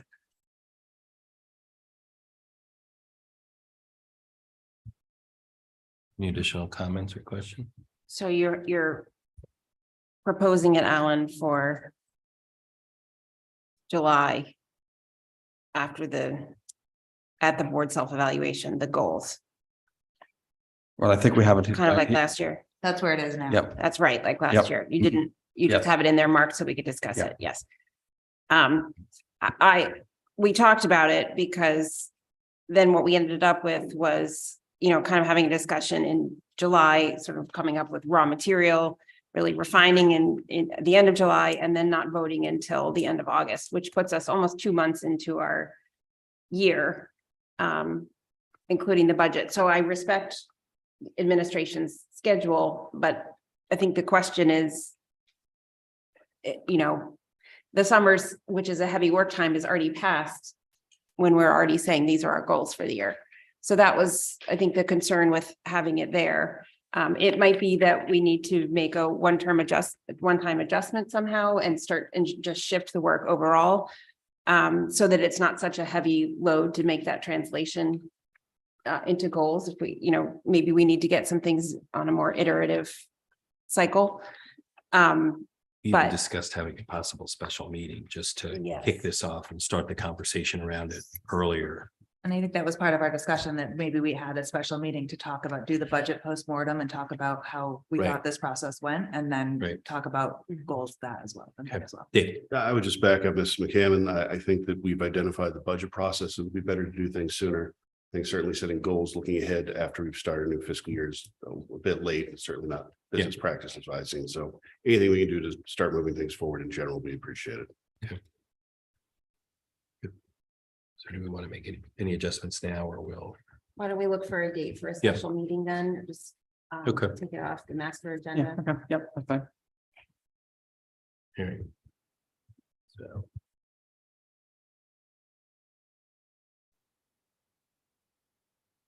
All right, so may I have a motion to approve the board master agenda for February through August 2023 as discussed and amended January 21st Board of Education meeting. Motion, Dennis. Oh, wait, second. sorry, Yeah. sorry. We talked about a special ed update. We want to try and do that on February 28th. We talked about waiting. I thought the special education was just through a memorandum to the board. Yes. And then I thought she was going to come back to us as well. We're just doing a memorandum. I thought it was, well, I thought that's what we agreed to, a memorandum. Okay.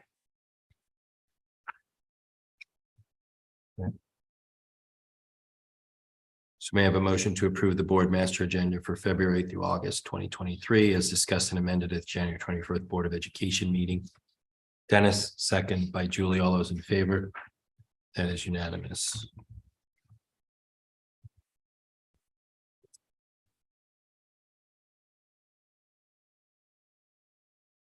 All right, I think we're anything on the PAR? All right, Michelle, we'll move back to public comment.